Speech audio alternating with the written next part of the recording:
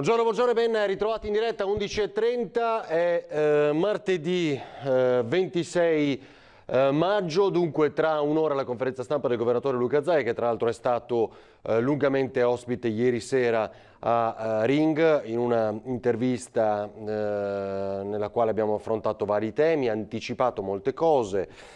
Ci collegheremo tra pochissimo anche con Filippo Fois e Sandro Ponchio da Marghera proprio per vedere un po' che giornata sarà. È chiaro che tengono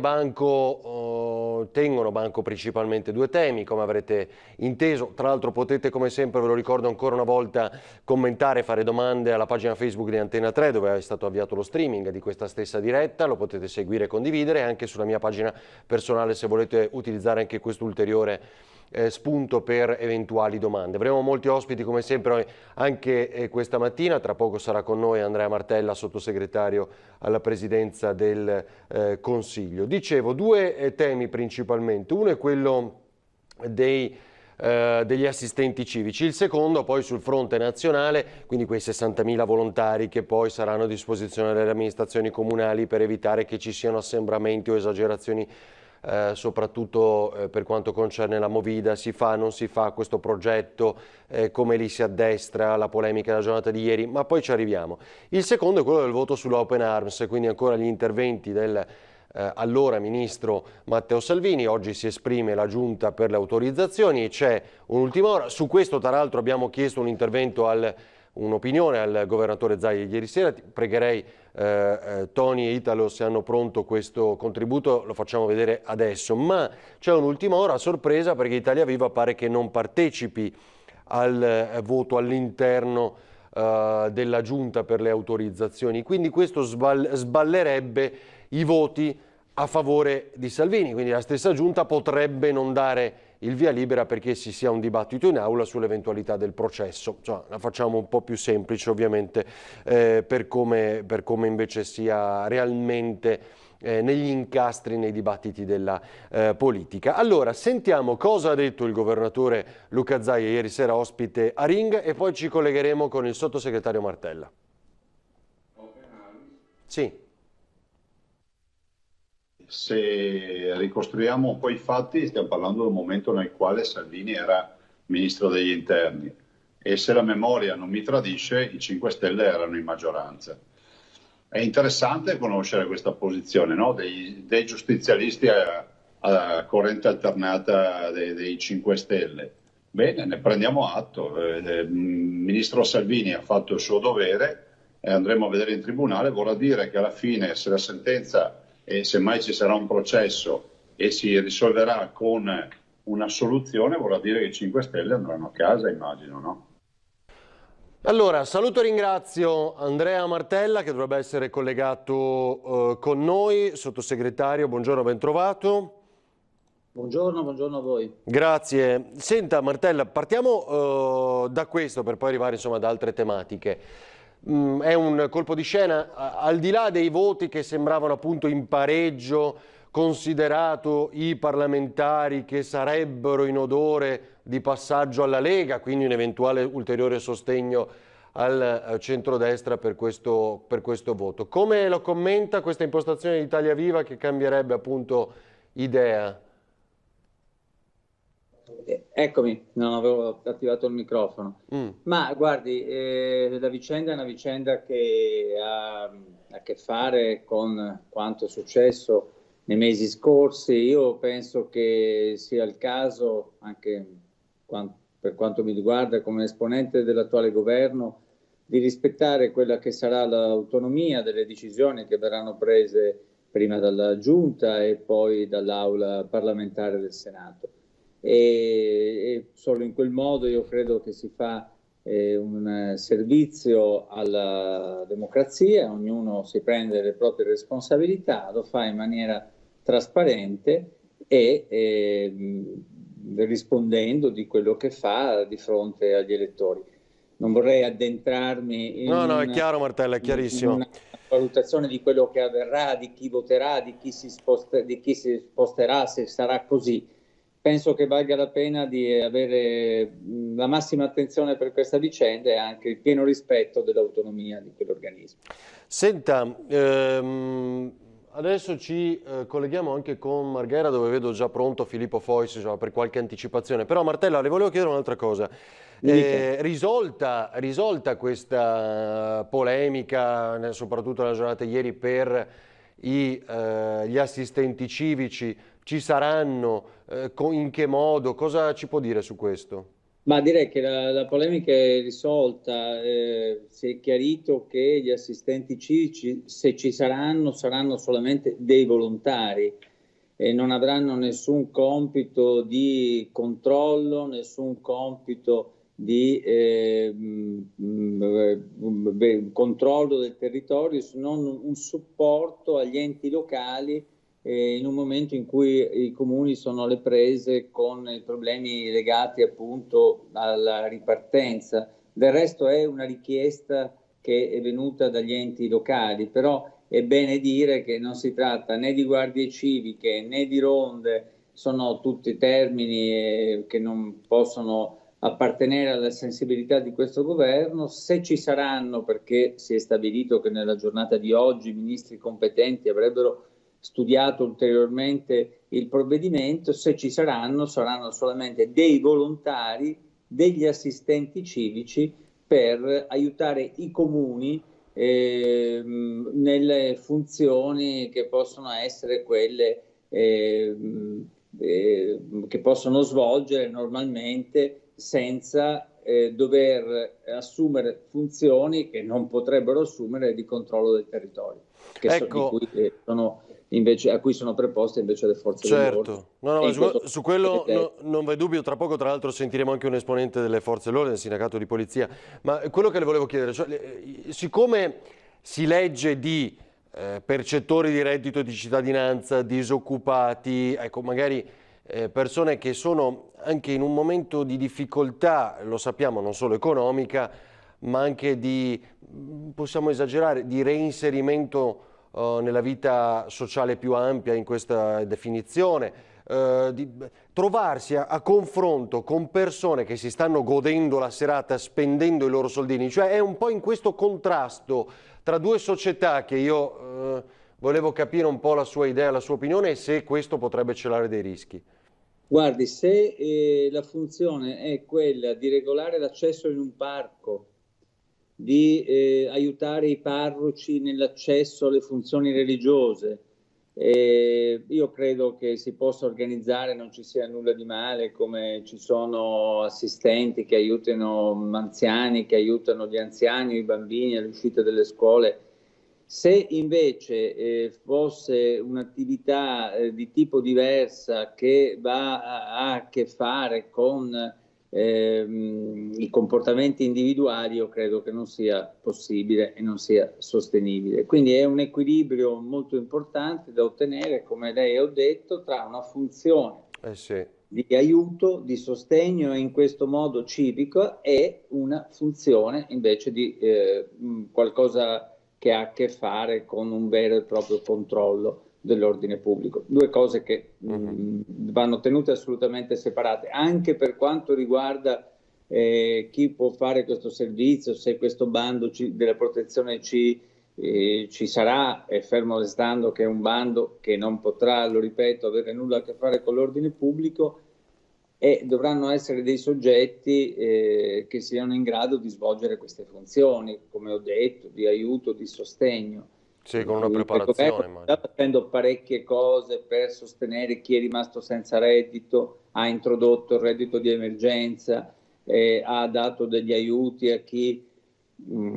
e questo è ancora un altro capitolo. Noi dobbiamo, se sarà possibile, costruire solamente un aiuto di volontari che gratuitamente intervengono per dare un aiuto ai sindaci nell'organizzazione delle attività che riguardano quel comune. Esatto. Allora aspetti, sottosegretario, solo qualche istante, ma certo, per questioni poi di organizzazione dobbiamo fare un flash adesso con Filippo Fois e Sandro Ponchio, perché devono poi posizionarsi la sala operativa della Protezione Civile a Marghera. Filippo, che giornata sarà?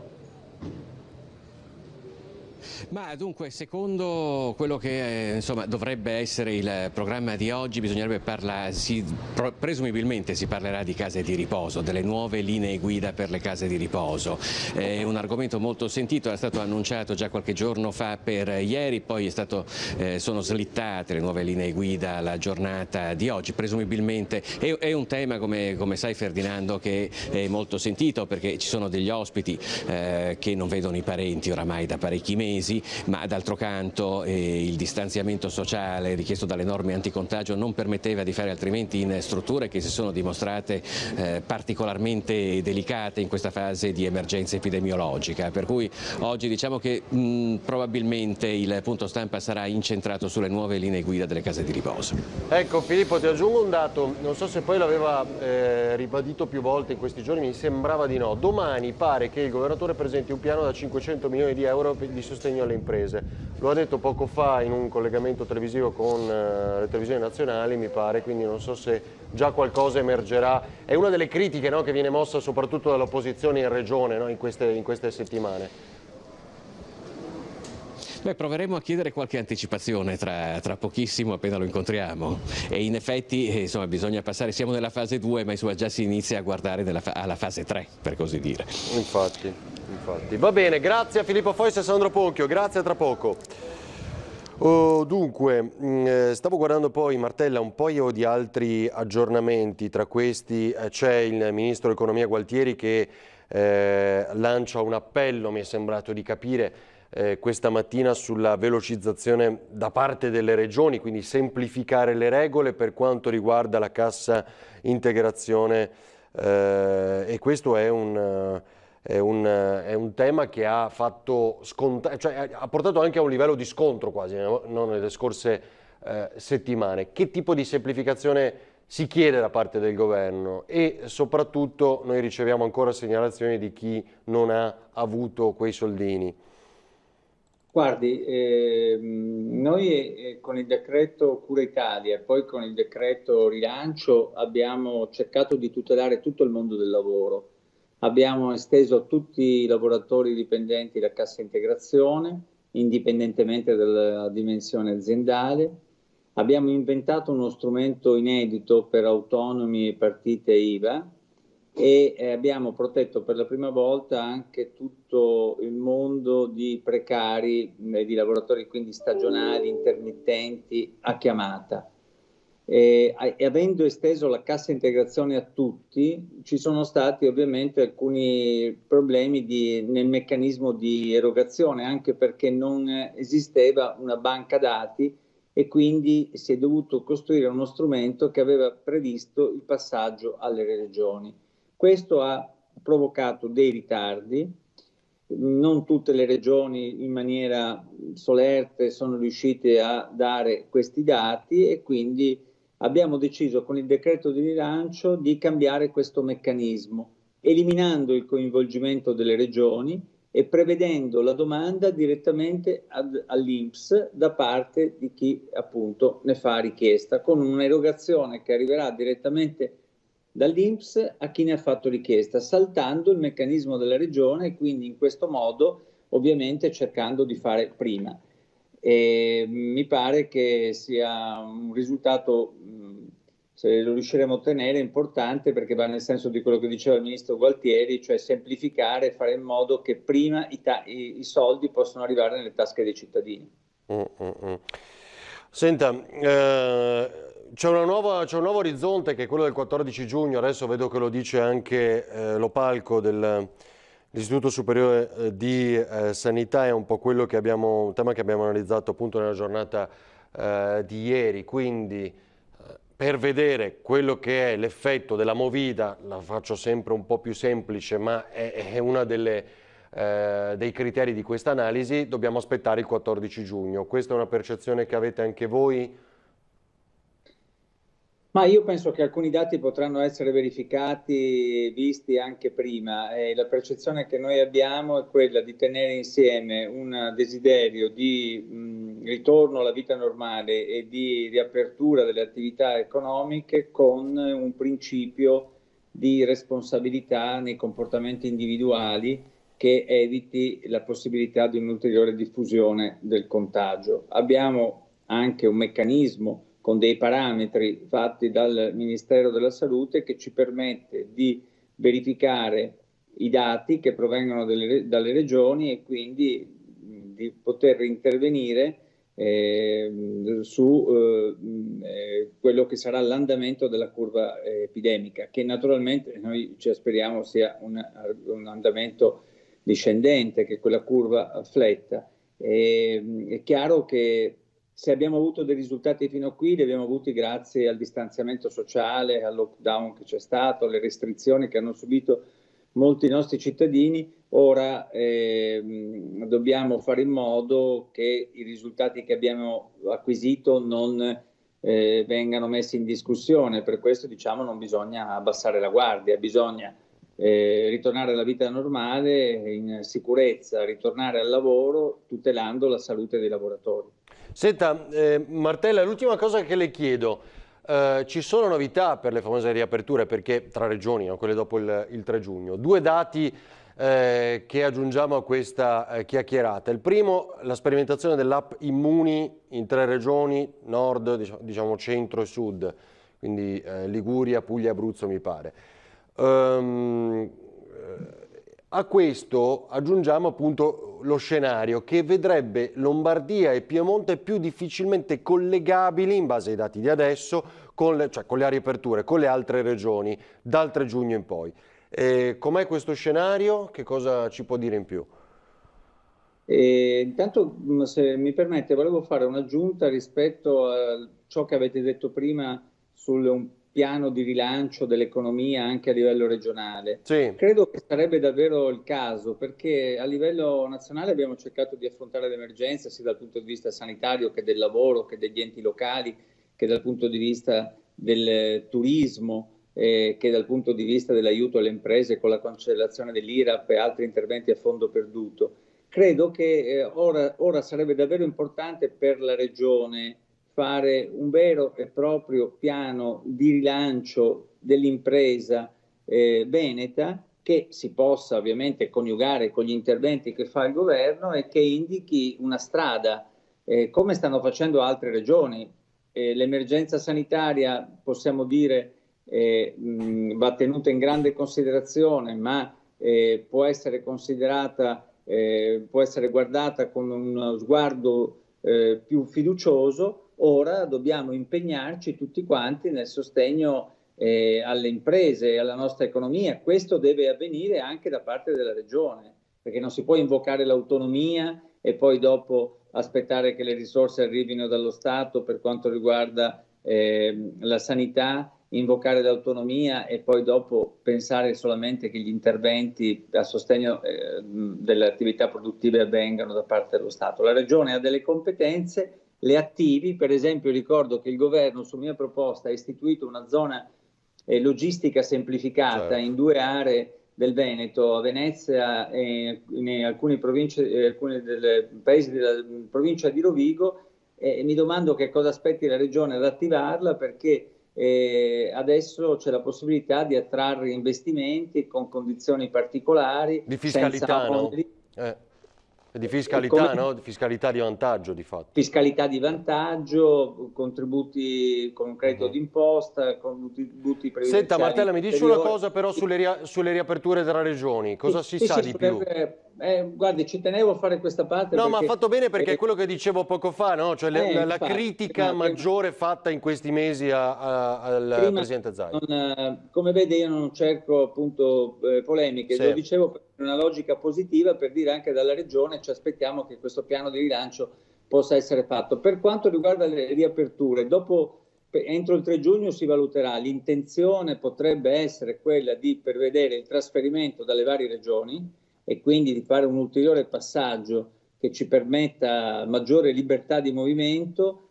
Questo passaggio verrà deciso per alcune regioni dopo un'analisi approfondita dei dati, quindi non siamo ancora in grado di dire se si tratterà di questa o di quella regione, però andrà messa cautela rispetto alla mobilità tra tutte le regioni. Se ci dovesse essere qualche regione, con dei dati che potrebbero risultare preoccupanti. Preoccupanti, va bene. Grazie davvero al sottosegretario Andrea Martella. Grazie, buona giornata e buon lavoro. Grazie a voi, buona giornata. Grazie.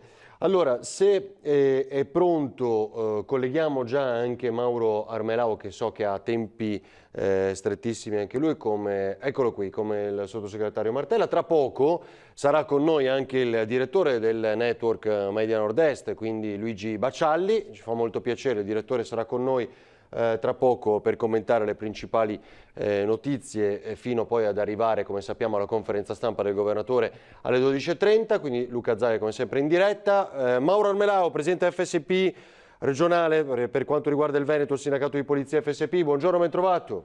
Sì, buongiorno a lei, buongiorno a tutti gli ascoltatori. Allora, non saranno poliziotti. Non si sa ancora se ci saranno o meno, perché abbiamo capito tra l'altro dal sottosegretario della Presidenza del Consiglio, si è ascoltato pochi minuti fa, che il vertice è questa mattina con il Premier Conte per dare una svolta, una decisione che sia definitiva o meno su questi assistenti civici. Come la vedete dalla vostra parte? Beh, noi l'abbiamo giudicata, per voce del nostro segretario generale nazionale, una buffonata, nel vero senso della parola, una buffonata molto pericolosa che metterà a rischio non solo questi 60.000 volontari, questi assistenti civici, ma anche le stesse forze dell'ordine. Abbiamo visto in questi mesi di quarantena come le forze dell'ordine siano state prese di mira da qualche buontempone, da qualcuno che si pensava di essere furbo, dove, se vi ricordate bene, riprendeva i controlli che effettuavano i poliziotti su strada, sbeffeggiandoli e attaccandoli, certo, mediante i social network. Certo. No? Ecco, figuriamoci adesso se il governo pensa di arruolare questi 60.000 assistenti civici che dovrebbero contribuire alla vigilanza sul distanziamento sociale. Questo non farà altro che creare un far west, perché tra i 60.000 qualcuno si sentirà un nuovo sceriffo della contea di chissà quale paese, di chissà quale città d'Italia, e questo sceriffo poi in difficoltà, perché sicuramente si troverà in difficoltà, si troverà obbligato a chiamare le forze dell'ordine perché queste vadano in aiuto sia del volontario, questo assistente civico, sia magari delle persone che sono state aggredite verbalmente magari da qualche montato di testa. Quindi quando si parla di sicurezza è bene che il governo sappia che la sicurezza deve essere garantita sotto tutti i punti di vista dalle forze di polizia. Punto. Se servono 60.000 assistenti civici, che il governo assuma 60.000 operatori delle forze dell'ordine in più. Vabbè, immagino però, Armelao, no? Questi sono gratis, sono per un periodo. Ecco, questi 60.000 che vengano impiegati per dare una mano ai comuni, visto che adesso il periodo estivo sta arrivando, che diano una mano ai comuni a fare gli sfalci dell'erba lungo le strade o nei parchi pubblici, visto che verranno riaperti. Senta, però io non so adesso come finirà. Evidentemente mi sembra orientato ormai il governo verso questa linea, però anche lo scontro con il ministro Lamorgese, che di fatto è come anche avesse protetto un po' quel mondo di competenza che lei rappresenta. Cosa ne dice?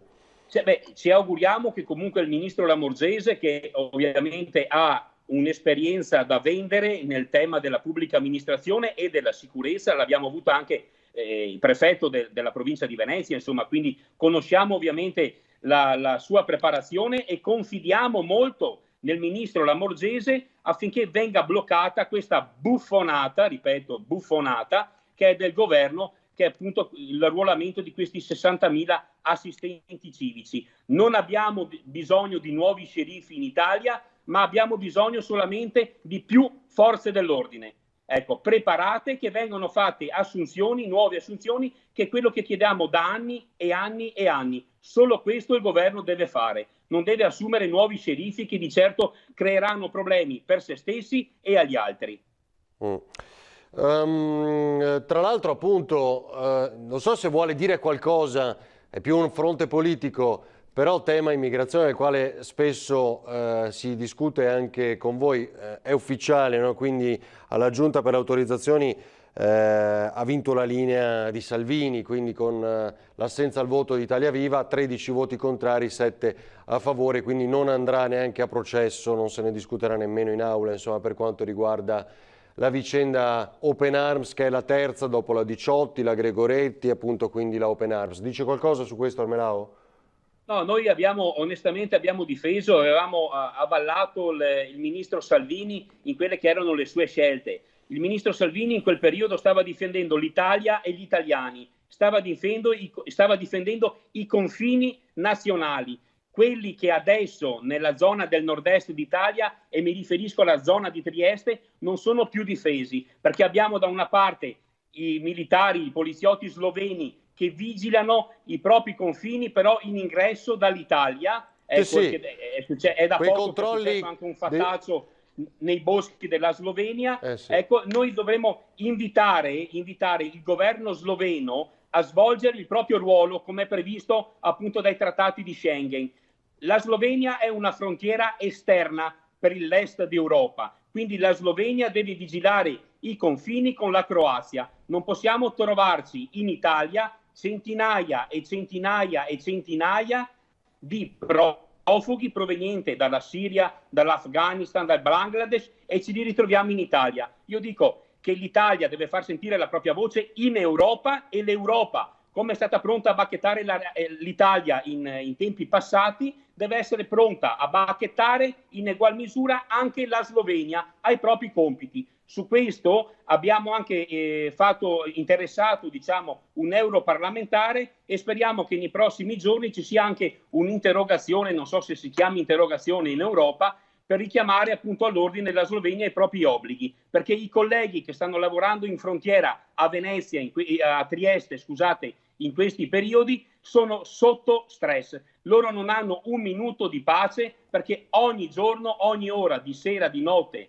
vengono rintracciati profughi che arrivano dalla Slovenia. Conosciamo bene, raccontandolo quotidianamente con Tele4, e poi appunto quella vicenda che lei citava poco fa, e tra l'altro alla quale si aggiunge il fatto che una coppia sia stata fermata con fucile spianato, quindi spaventato, a coppia di italiani. Poi, per carità, è stato chiesto loro scusa, e sarebbero state tra l'altro milizie private, neanche l'esercito, che pattugliava, almeno così riferisce la Slovenia, che pattugliava per conto suo il confine alla ricerca di migranti, però verso l'Italia. Vabbè, allora Armelao, grazie davvero. Vediamo che succede in giornata, cosa deciderà il governo su questi assistenti civici. Grazie a tutti voi, speriamo e confidiamo veramente nel ministro Lamorgese perché blocchi questa buffonata, ripeto, l'ho detto, è la terza volta che lo dico, la giudichiamo veramente una buffonata molto pericolosa. Grazie Armelao e buon lavoro, segretario regionale buongiorno a voi. FSP, sindacato di polizia. Allora, un minuto, ma davvero, manca poco ormai alla conferenza stampa del governatore Luca Zaia, e subito dopo questa pubblicità, brevissima, saremo insieme al direttore del network Media Nord-Est, quindi Rete Veneta, Antena 3, Tele Nord-Est e Tele 4, Luigi Bacialli. A tra pochissimo.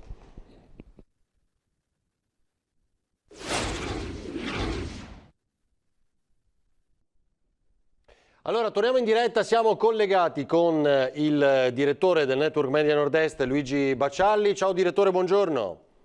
Ciao Ferdinando, collegati col direttore e col vice direttore. Sì, esatto, in questo momento sì.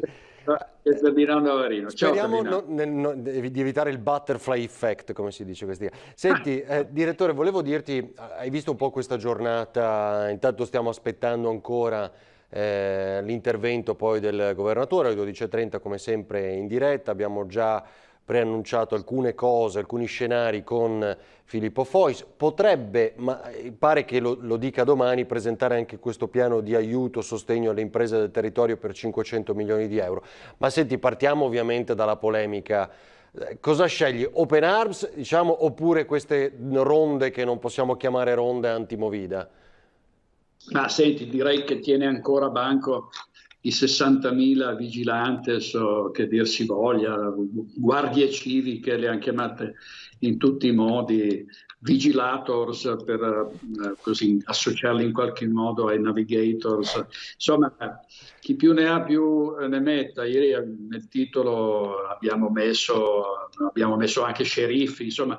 Io sono d'accordo con Armelau e con chi veramente considera questa scelta abbastanza stravagante e credo anche pericolosa. Intanto c'è un problema dell'ingaggio, cioè quali sono le regole dell'ingaggio, chi vanno a pescare, chi sono, che pedigree devono avere, che compiti dovranno svolgere, perché qui si rischia di affidare a persone che non hanno nessuna competenza o ne hanno poca, compiti di ordine pubblico, sono funzioni delicatissime, i rapporti con la gente, come li fai a riconoscere, poi devono esibire dei tesserini, hanno un uniforme, insomma è veramente a me sembra una follia, 60.000 poi è qualcosa di pazzesco e una volta che li avranno arruolati, secondo me sarà finito, dopo il bando, sarà finita probabilmente, io spero, almeno tutta la vicenda della pandemia, se non altro nella sua fase più acuta e più critica, quindi può darsi che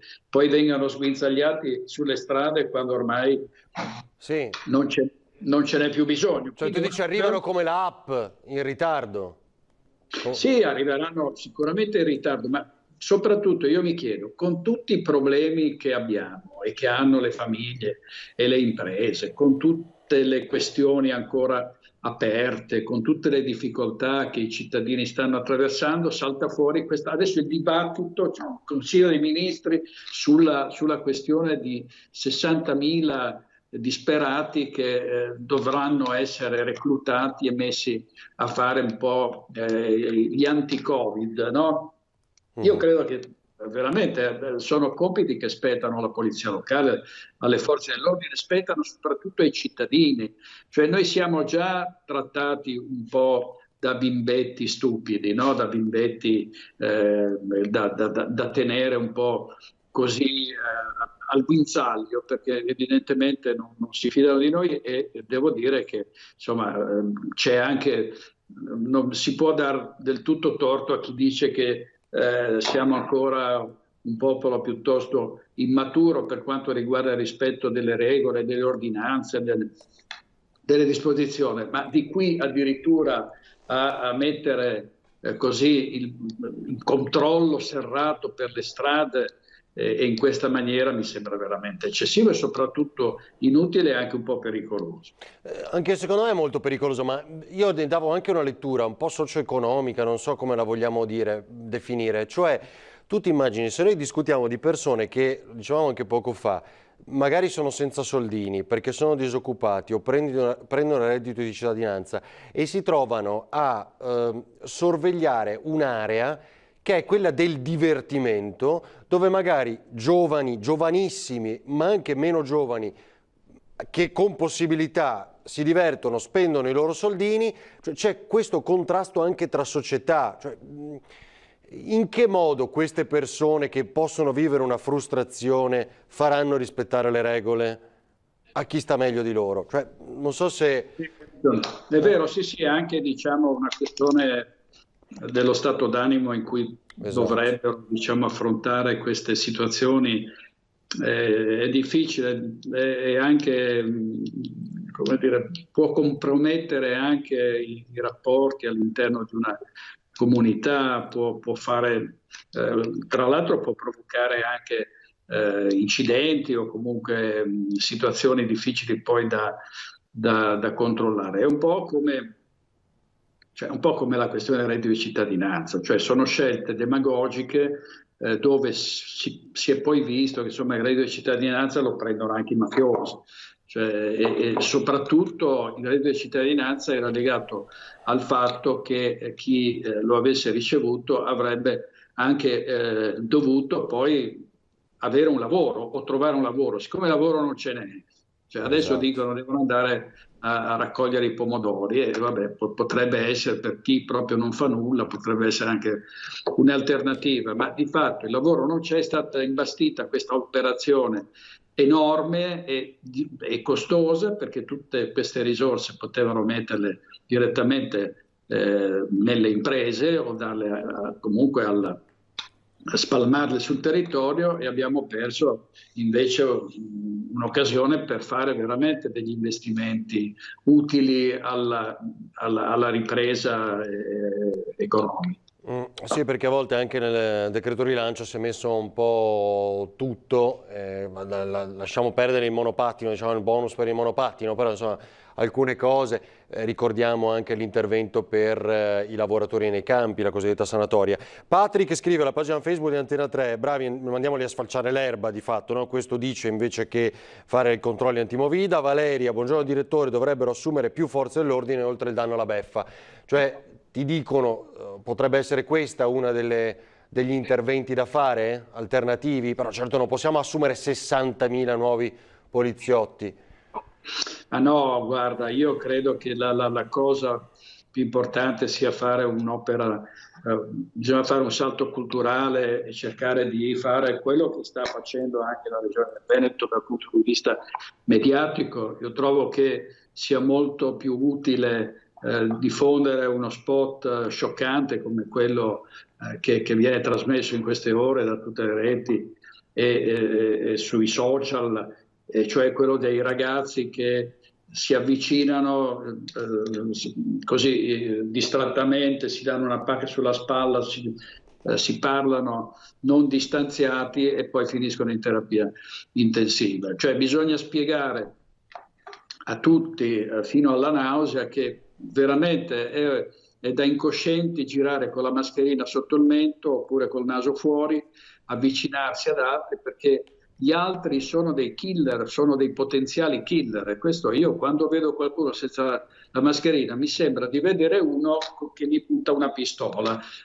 Allora come minimo lo tengo alla larga, e se mi capita vicino gli dico anche di mettersela, a costo di magari certo. Poi anche perché è mancanza di rispetto per gli altri, oltre che per se stessi. Cioè chi va senza mascherina e chi sta troppo vicino agli altri, anche adesso nei bar e nei pub, dove c'è tanta gente che va a bere, giustamente a trovarsi, a parlarsi, ma se non rispetta le regole veramente è un potenziale assassino, insomma, Senti, no? Perché poi non tutti si ammalano, ma c'è il rischio di ammalarsi e di finire esatto, all'altro mondo. Anche per i più giovani, oltre eventualmente a contagiare invece le persone a loro più vicine e più anziane.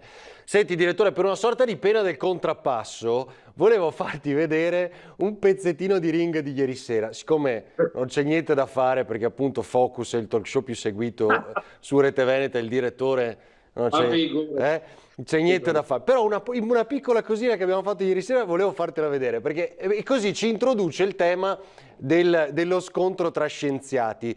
Attenzione alla dietrologia, al complottismo politico, mettiamola così, nell'analisi che abbiamo fatto. Avevamo ospite Arturo Lorenzoni, quindi candidato dell'area democratica, diciamo il centro-sinistra, candidato governatore che dovrebbe sfidare Zaia, quando non si sa. Zaia insiste per luglio, ieri sera ha detto addirittura 2 agosto magari come data, invece sappiamo che la finestra è da settembre in poi.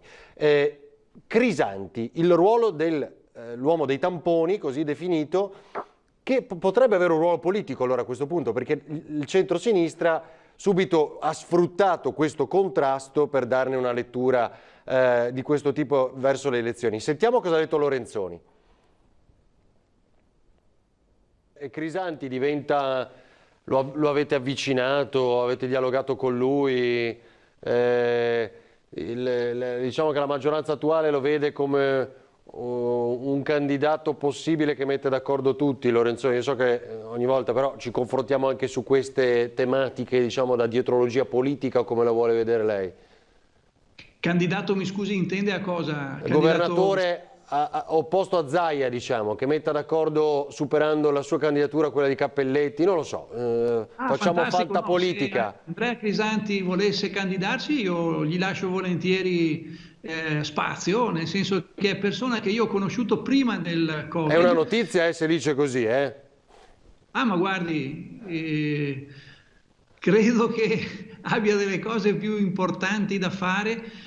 perché ha delle competenze talmente forti nel suo settore che sarebbe una perdita per tutti. Ma se Andrea Crisanti avesse disponibilità a mettersi in gioco, ma io sarei felice e credo che sarebbe una cosa straordinaria per la nostra regione. Allora, poi però ha detto è come mettere Vettel a giocare a calcio, no? Quindi campione di Formula 1 a giocare a calcio, quindi ha fatto capire che però non è lì. Cosa ne pensi? Ma Ferdinando, guarda, penso che proprio quello che è accaduto tra Crisanti e la dottoressa Russo dimostra che Crisanti non è un politico. Cioè non ha nulla del politico, è proprio lo scienziato lucido, freddo, che vuole raggiungere dei risultati, che li raggiunge, che ha un grande successo, una grande popolarità, viene addirittura premiato col sigillo di Padova dal sindaco in pompa magna, e che non può rientrare negli schemi della politica, e contro gli schemi della politica in qualche modo si rivolta. Cioè lui è l'Anthony Fauci del Veneto, no? Calato qui in Veneto. Il professor Crisanti è l'uomo che procede appunto freddamente sulla sua strada e dimostra in qualche modo di non essere all'altezza della popolarità e dell'importanza che gli è stata giustamente attribuita, perché una persona davvero saggia ed equilibrata non avrebbe mai reagito così ad una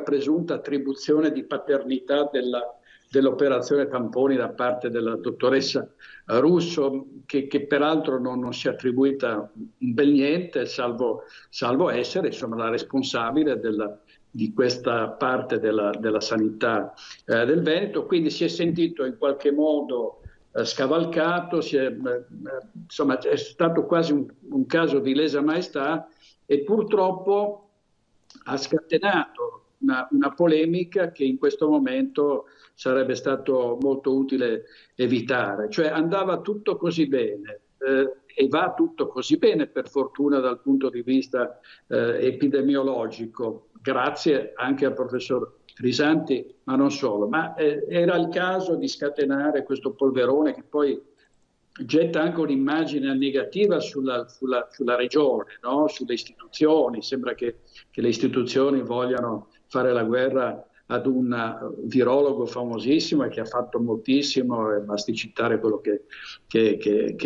ha potuto realizzare dopo quello che è successo. Quindi voglio dire, in questo è proprio molto poco politico, e credo che se fosse un politico sarebbe un disastro.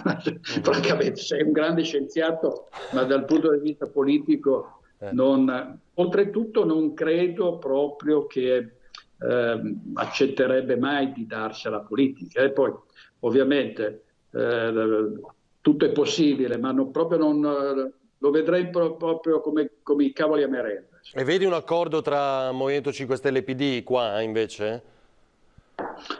Ma sai, non lo so, adesso c'è uno scenario veramente... Su Roma, no? Quindi... Questa cosa di OMG con il processo saltato grazie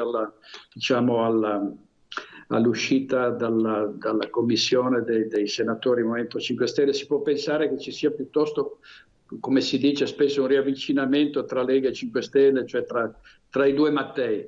Qui forse in Veneto, così pur di in qualche modo creare un asse anti-Zaia, è possibile tutto. Guarda, io mi aspetterei che si coalizzassero tutti quanti per cercare di battere il governatore, ma mi pare che chiunque si avventuri su questo percorso abbia poche speranze di spuntarla, insomma. Ecco, sulla questione romana che citavi adesso, di fatto questa volta, nonostante i contrasti, ancora Italia Viva che toglie le castagne, quindi i renziani con una furbizia, un'abilità politica tolgono le castagne dal fuoco ai grillini, per evitare che ci fosse una possibilità di ulteriore gonfiamento di visibilità, di politica, no, di Matteo Salvini, che si vedeva perseguitato ancora una volta. Può essere questo tipo di lettura? Sì, guarda, e hanno una fiche da spendere, no? Anche nel dibattito interno al governo, i renziani. Assolutamente, Ferdinando, perché Salvini, come ricorderete, come ricordano tutti, ci teneva ad essere processato. Cioè, lui l'ha sempre detto, secondo me voleva fare la vittima, sacrificare un po' il capro espiatorio, dimostrare poi di quanto fossero così animati nell'ostacolarlo i suoi avversari, mandandolo a processo, un processo che poi probabilmente avrebbe comunque vinto. Insomma, non credo che Salvini possa mai essere accusato di sequestro di persona per la vicenda dell'ONG, per cui era un'occasione per aumentare il proprio consenso in una fase, tra l'altro, in cui la Lega, in questa vicenda del Covid, ha perso diversi punti, perché questa vicenda del Covid certo non giova a, come si dice, di solito alla bestia, cioè a questa macchina della comunicazione che deve consentire, che ha consentito a Salvini di avere un grande risalto proprio comparendo tutti i giorni con interventi al fulmicotone, cosa che ovviamente non può fare durante una pandemia con la situazione in cui i cittadini si trovano. Quindi inevitabilmente la Lega ha perso dei colpi e questa vicenda, fosse stato processato, forse gli avrebbe consentito di tornare ai livelli di prima. Intanto vedo già inquadrata, se Tony e Italo ci aiutano, la sala della protezione civile a Marghera, quindi teatro come sempre la conferenza stampa da ormai 3 mesi, dove arriverà il governatore Luca Zaia tra poco e ci saranno, ecco, Carlo Parmeggiani, portavoce, quindi lo staff comunicazione, grazie a Filippo Fois e Sandro Ponchio. Tra poco seguiremo questa conferenza stampa ancora una volta. C'è una cosa sì, che a me spiace molto dal punto di vista mediatico, che non si inquadrino i giornalisti. Ovviamente ci sono problemi logistici, di segnale, eccetera, però nelle conferenze stampa importanti in tutto il mondo, quando il giornalista fa la domanda, lo si riprende, perché è anche giusto capire chi la fa la domanda, oltre a sapere da quale testata avviene, no? Quindi è un po' un peccato, si perde un po' quello che è anche un po' lo spettacolo della politica e di questi incontri tra i big della politica e i giornalisti, che peraltro ogni tanto, come avrai visto, parlano con i magistrati, no? Fammi l'articolino, così mi aiuti a diventare procuratore di Roma. Sì, aspetta, parlo con l'altro dell'altra, no? È una vicenda abbastanza vergognosa. Sì, ma e perché non se ne parla tanto? Cioè, al di là del terremoto nell'Associazione Nazionale Magistrati, del fatto che qualcuno dicesse Salvini fa il giusto ma va abbattuto politicamente, stiamo parlando di magistrati, non mi sembra di leggere pagine e pagine di approfondimenti su questo fronte, che ha una rilevanza politica non indifferente, no? Ma proprio perché ci sono delle connivenze molto strette tra una certa stampa, soprattutto romana e milanese, e la magistratura. Sai, noi dobbiamo essere molto distanti dai poteri, come diceva sempre Montanelli, che se vedeva un suo giornalista a pranzo con un politico o una politica andava su tutte le furie. E così anche la magistratura. Un conto è il rapporto professionale, cioè uno parla con un magistrato per avere notizie, per cercare di capire in che direzione stanno andando le indagini, ma non per lottizzare le poltrone, aiutare quel magistrato e non un altro, ma sono cose da pazzi. Cioè addirittura i magistrati che chiedevano fammi l'articolo perché quell'altro potrebbe avere la meglio, cioè sono cose drammatiche, e non si sono fatti i nomi finora, salvo Feltri, che sul suo giornale li ha pubblicati tutti, ed è giusto che siano, che anche noi, no, che veniamo intercettati, ne subiamo le conseguenze. Certo.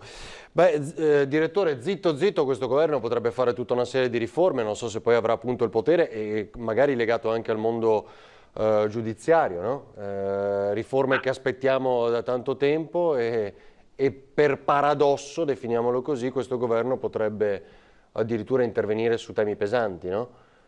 Ma certamente, guarda, io credo adesso, sai, si deve essere un po' cinici anche nel nostro mestiere, credo che a proposito di togliere le castagne dal fuoco, questa vicenda dell'epidemia abbia in qualche modo politicamente salvato tante situazioni, no? Sono scomparsi tanti problemi di cui si parlava e che veramente mettevano a rischio questo, e come è successo anche con altri esecutivi in altre circostanze. Quindi questo governo ha l'occasione in effetti adesso di fare queste riforme, però dico, se diciamo, i tempi di realizzazione sono questi, noi stiamo ancora aspettando queste risorse, cioè c'è gente che è ridotta malissimo, giustamente i sottosegretari che intervistiamo, Baretta, Variati, Martella, assicurano che i tempi saranno più celeri, però finora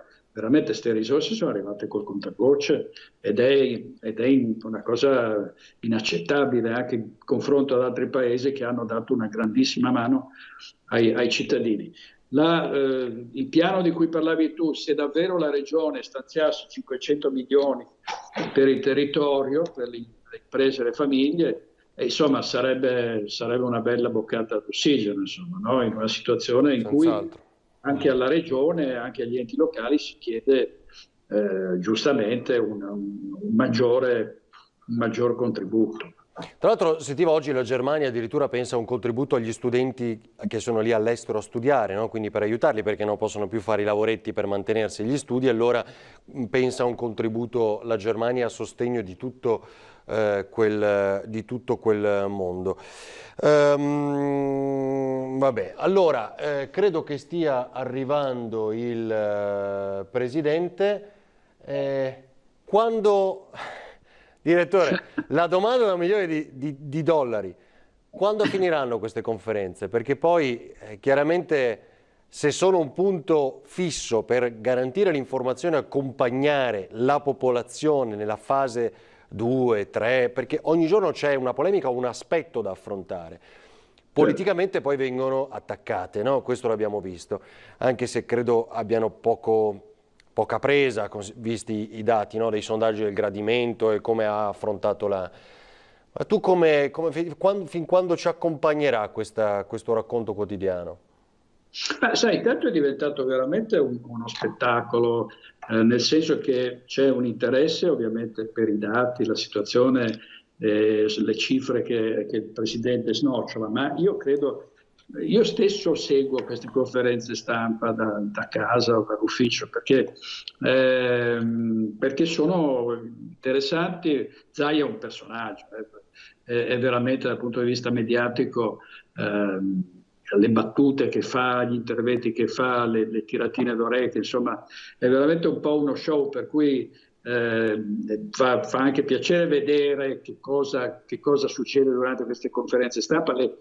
Le domande dei giornalisti stanno diventando piuttosto incalzanti. Ecco, io credo che andrà avanti fino a quando la situazione non sarà in qualche modo stabilizzata, fino a quando non saremo un po' verso l'uscita di questo tunnel, per cui immagino proprio che qui si continui anche a giugno. Dopodiché credo che anche lui dovrà interrompere e magari diluirle nel tempo, adesso magari non tutti i giorni, ma una volta alla settimana, anche 2 o 3 volte alla settimana, ma insomma, credo che piano piano il ritmo cala. È arrivato tra l'altro con una borsetta, quindi lui ha al fianco Manuela Lanzarini, assessore alla sanità, e come sempre Giampaolo Bottaccina, assessore alla protezione civile. Avrà dei documenti, immagino, da mostrare. Ciao direttore, ci sentiamo più tardi. Ciao Ferdinando, grazie. Grazie al direttore Luigi Baccialli, direttore di Media Nord-Est, e sentiamo la conferenza stampa di Luca Zaia. Chiara Zena, che è qui tra il pubblico, eccola lì. E magari a qualcuno non dice nulla il nome, ma quando io faccio vedere Team for Children, eccolo qui, abbiamo già detto tutto, quindi diciamo quell'oasi che lei ha creato per gli adolescenti malati gravi, quindi per questi ragazzi, quindi ringrazio lei e anche tutte le volontarie e volontari che lavorano con lei. Sta facendo un lavoro strepitoso e poi dico anche con un certo imbarazzo, l'ho avuto in particolar modo per due realtà, QAM e Team for Children.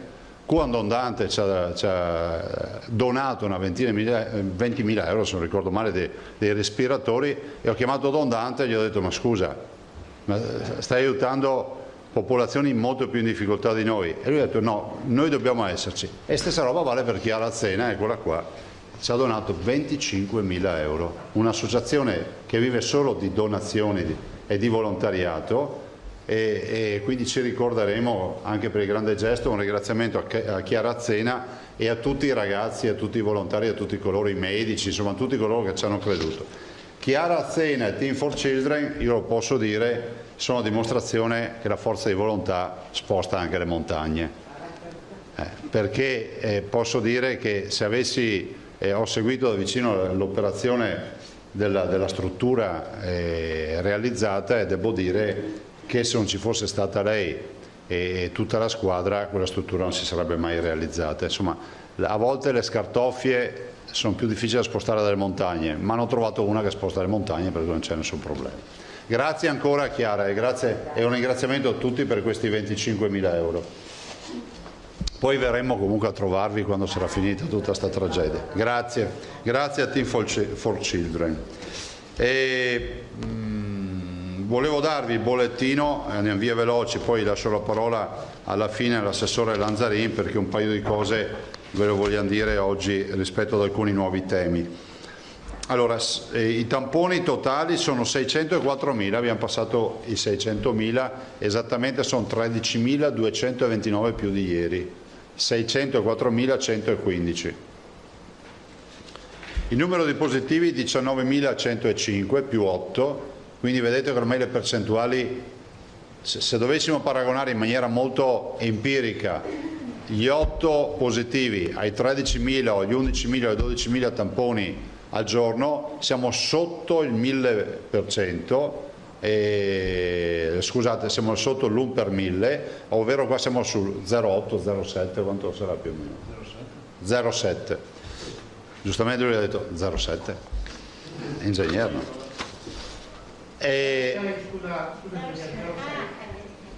Ma dipende su che dato, su qual è il valore sul quale hai fatto la percentuale? 13.000? Ah, ma noi avevamo calcolato su 11. 2.308 sono le persone in isolamento. Pensate, ieri ne sono uscite 200, oggi 311. Quindi è galoppante la direzione verso, diciamo, la salute totale, io spero, no? Però dobbiamo sempre avere chiaro che ci sono persone ammalate. Quante sono? Sono 454 in ospedale, sono 454 ricoverati in area non critica, dei quali 277 negativizzati, quindi sono entrati coronavirus, cioè Covid, e oggi dei 454 277 sono negativi.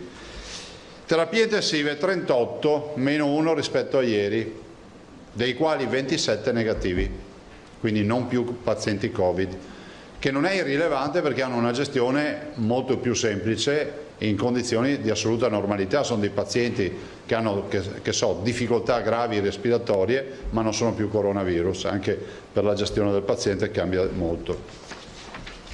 I dimessi sono 3.302, quindi 32 persone in più rispetto a ieri. I morti in totale sono, ci avviciniamo purtroppo ai 1.900 morti, sono 1.886, più 8, dei quali 1.360 nelle nostre strutture ospedaliere. Cioè sono morti rilevati nelle strutture ospedaliere, quindi persone che erano in cura e sono morte. Più 5 negli ospedali, più 8 in generale. I nati sono 73. Due brevi considerazioni.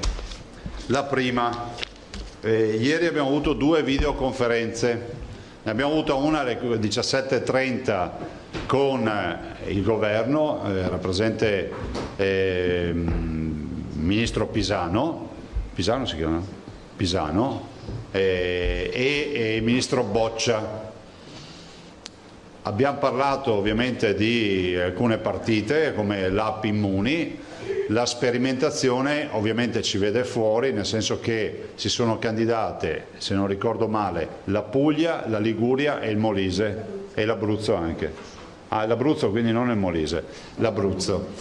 Non so dirvi di più, nel senso che non ho ancora ben capito quale sia il livello di gestione della banca dati, quindi di tutto il traffico e dei contatti e delle informazioni, diciamo, soggette a privacy, per cui anche questo immagino verrà chiarito. Sembra che questa sperimentazione debba durare una settimana. Io mi fermo qui. Noi abbiamo il nostro progetto e il nostro cruscotto di biomonitoraggio, come voi sapete, e nel cruscotto abbiamo tutti i dati. Adesso vogliamo anche aggiungerci un altro tema, che è quello dell'autodiagnosi, o meglio dell'autodiagnosi, di segnalare i sintomi, e stiamo cercando appunto di codificare anche questo da un punto di vista digitale e informatico, però insomma è un di cui oggi diciamo che siamo agevolati dal fatto che l'incidenza dei contagi è bassissima, perché siamo allo 0,6-0,7 per 1000, il che vuol dire che stiamo lavorando anche in una condizione di pace. Rispetto alle linee guida, ieri ottimo lavoro portato avanti dal tavolo, c'era l'assessore Lanzarin e l'assessore Bottacci. L'assessore Lanzarin ha seguito per conto della Regione tutta la storia delle linee guida, già le linee guida che voi conoscete, no? Lo sapete, gli alberghi, le spiagge, i ristoranti, i bar. Cioè, vi ricordo che le regioni hanno veramente risolto un problema a livello nazionale con l'operazione delle linee guida regionali, perché altrimenti oggi staremo qui a parlare di proteste, dei ristoranti che non riescono più a aprire, non riuscirebbero più a aprire, delle spiagge che sarebbero impraticabili e ingestibili per i distanziamenti sociali o quant'altro. Ieri si sono chiuse, ed è una bellissima notizia, le linee guida per le terme, quindi anche lo sblocco totale delle terme. Guardate che le terme per noi significa piscine termali, significa spa, trattamenti delle persone, fumigazioni, come che si chiamano? Inalazioni, insomma tutta una serie di attività che vanno nella direzione di quello che sono l'offerta sanitaria e di cure delle terme e tutto quello che è il comparto termale. Noi siamo una regione che in materia di terme può dire la sua, visto e considerato che abbiamo tra l'altro il complesso importante del distretto delle terme di Abano e Montegrotto, ma non solo, poi in giro per il Veneto ci sono anche altre realtà, penso a Bibbione, tanto per citarne una, Garda e così via, però per noi è una parte importante dell'offerta turistica e sanitaria. Resta in piedi una partita importante, perché voi ricordate che noi abbiamo previsto l'apertura dei centri estivi dal lunedì, dal 3. È scritto in ordinanza, ve lo confermo. Vi ricordate che abbiamo detto però saranno dai 3 ai 17 anni. Noi siamo pronti con le linee guida. Peraltro già io con forza ho voluto che fossero approvate dalla conferenza dei presidenti, i colleghi le hanno approvate, anche per gli 0-3. Però capite che la responsabilità è grande nel momento in cui il governo, diciamo, fa uccel di bosco su sta partita. Quindi veramente, senza volontà di far polemiche, dico al governo che approvi e recepisca, quantomeno validi, le nostre linee guida, lo faccia attraverso il Comitato Tecnico Scientifico Nazionale, lo faccia come vuole, ma stiamo parlando di bimbi dai 0 anni ai 3, è una categoria per la quale abbiamo un'attenzione estrema. Siamo pronti ad aprire anche il 3 di giugno, questo, e anzi grazie a tutte le associazioni, i volontari,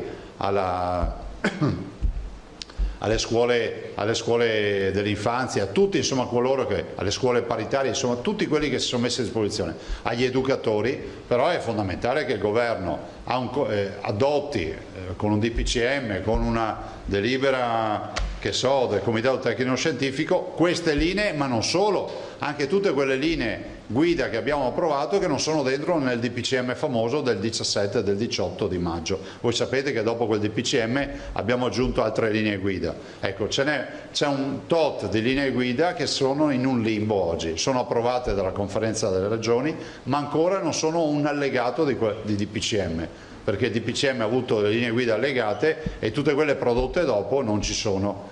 Quindi direi che sarebbe il minimo, nel rispetto delle regioni e nel rispetto anche della leale collaborazione tra le istituzioni, che vengano approvate.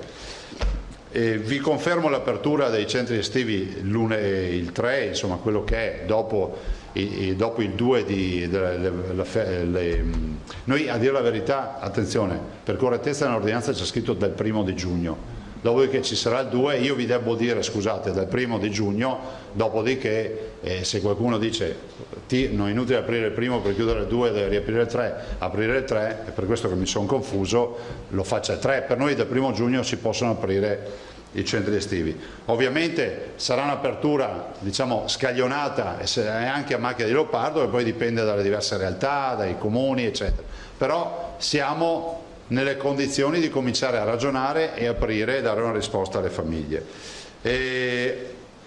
Prima di passare la parola alle domande e quindi poi all'assessore Lanzarin, vi dico che un'altra linea guida importante, approvata, e quindi per noi è pronti via, è questione di ore, perché l'assessore Lanzarin ha già scritto ai direttori generali, sono le nuove prese in carico e gli accessi alle case di riposo, alle RSA. Quindi con tutta la metodologia che poi l'assessore vi spiegherà, i 2 tamponi, l'isolamento, i familiari, il tema dei test rapidi, eccetera. Cioè sostanzialmente riaprire il blocco che c'è stato rispetto alle case di riposo, che di fatto e anche di diritto ci trasciniamo dall'8 di marzo, perché poi è quella la data. E voi sapete che all'inizio avevo fatto una scelta di contingentare gli ingressi, dopodiché si è deciso di chiudere totalmente. Quella chiusura ha pesato perché ci sono un sacco di familiari che giustamente chiedono di poter accedere, nel rispetto dell'autonomia della gestione delle case di riposo, che è una gestione autonoma, perché noi non abbiamo e non vogliamo essere dei prevaricatori. Diamo gli strumenti per poter far entrare i familiari, dopodiché ci sono dei consigli di amministrazione, c'è un piano di sanità pubblica che abbiamo attuato e applicato alle case di riposo, stiamo parlando di 300 case di riposo in Veneto, stiamo parlando di 30.000 ospiti e di altrettanti operatori, quindi un flusso di persone e fra virgolette quando eravamo in totale emergenza di virus che andava assolutamente, di potenziale, scusate, contagio che andava assolutamente regimato. Voglio dire, perché ormai è un must, che delle 300 case di riposo il 25% ha avuto contagi zero. Il 25% delle case di riposo, scusatemi, il 75% delle case di riposo del Veneto ha avuto contagi zero. Ciò vuol dire che non hanno visto il coronavirus. Poi abbiamo il rimanente 25% che non è che ha avuto contagi, ha avuto pochi contagi, mediamente contagi, forti contagi, fino ad arrivare a una ventina di case di riposo che hanno avuto un'autentica strage al loro interno. Il bilancio delle case di riposo è di più di 600 morti sui 1000 quasi 900 che abbiamo. Quindi voi capite che per noi è un settore delicatissimo, come quello dei centri diurni, come quello del mondo della disabilità. L'assessore ha stilato tutte le linee guida e si va verso un'apertura generalizzata in sicurezza. E in sicurezza perché abbiamo coscienza del fatto che il 75% delle case di riposo sono sempre state pulite, fra virgolette, rispetto al virus. Le altre sono state messe in sicurezza, cioè ormai abbiamo, diciamo, poche realtà con ancora focolaio interno e vogliamo andare verso la pulizia totale. Ovvio che chi ha ancora dei focolai, immagino che l'ultima roba che possa fare è quello di aprire e far entrare qualcuno finché la situazione non si sarà stabilizzata. Passerei, Carlo, la parola alle domande e poi all'assessore Lanzarin. No, sì, guardate, fatemelo ricordare, lo faccio volentieri. 2 cose solo. Scusate.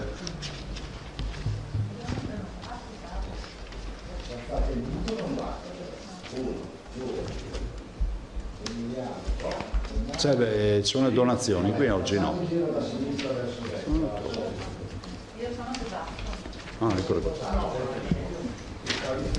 Allora, sulle donazioni volevo dirvi intanto che abbiamo raggiunto quasi 58 milioni, abbiamo 57 milioni 613 mila, quindi chiedo ancora uno sforzo che si arrivi ai 58 milioni, sono pensate 38.392 donatori, tra i quali c'è Team for Children con i loro 25.000 euro, quindi li ringrazio ancora, ma ci sono anche il club delle Abar 112, Faraon Roberto, che hanno anche loro versato, e ci tenevo a ricordarli perché ho già ricordato altre categorie. E penso che dia anche un'idea della chiamata di popolo. Voi dovreste vedere, noi faremo una pubblicazione di questi 38.000 versamenti, quanti da 1 euro, 2 euro, 5 euro, e questa è la forza di un popolo, no? Ringrazio ovviamente anche i grandi donatori, che conto di ricordarli tutti in una di queste giornate, sono i grandi donatori che hanno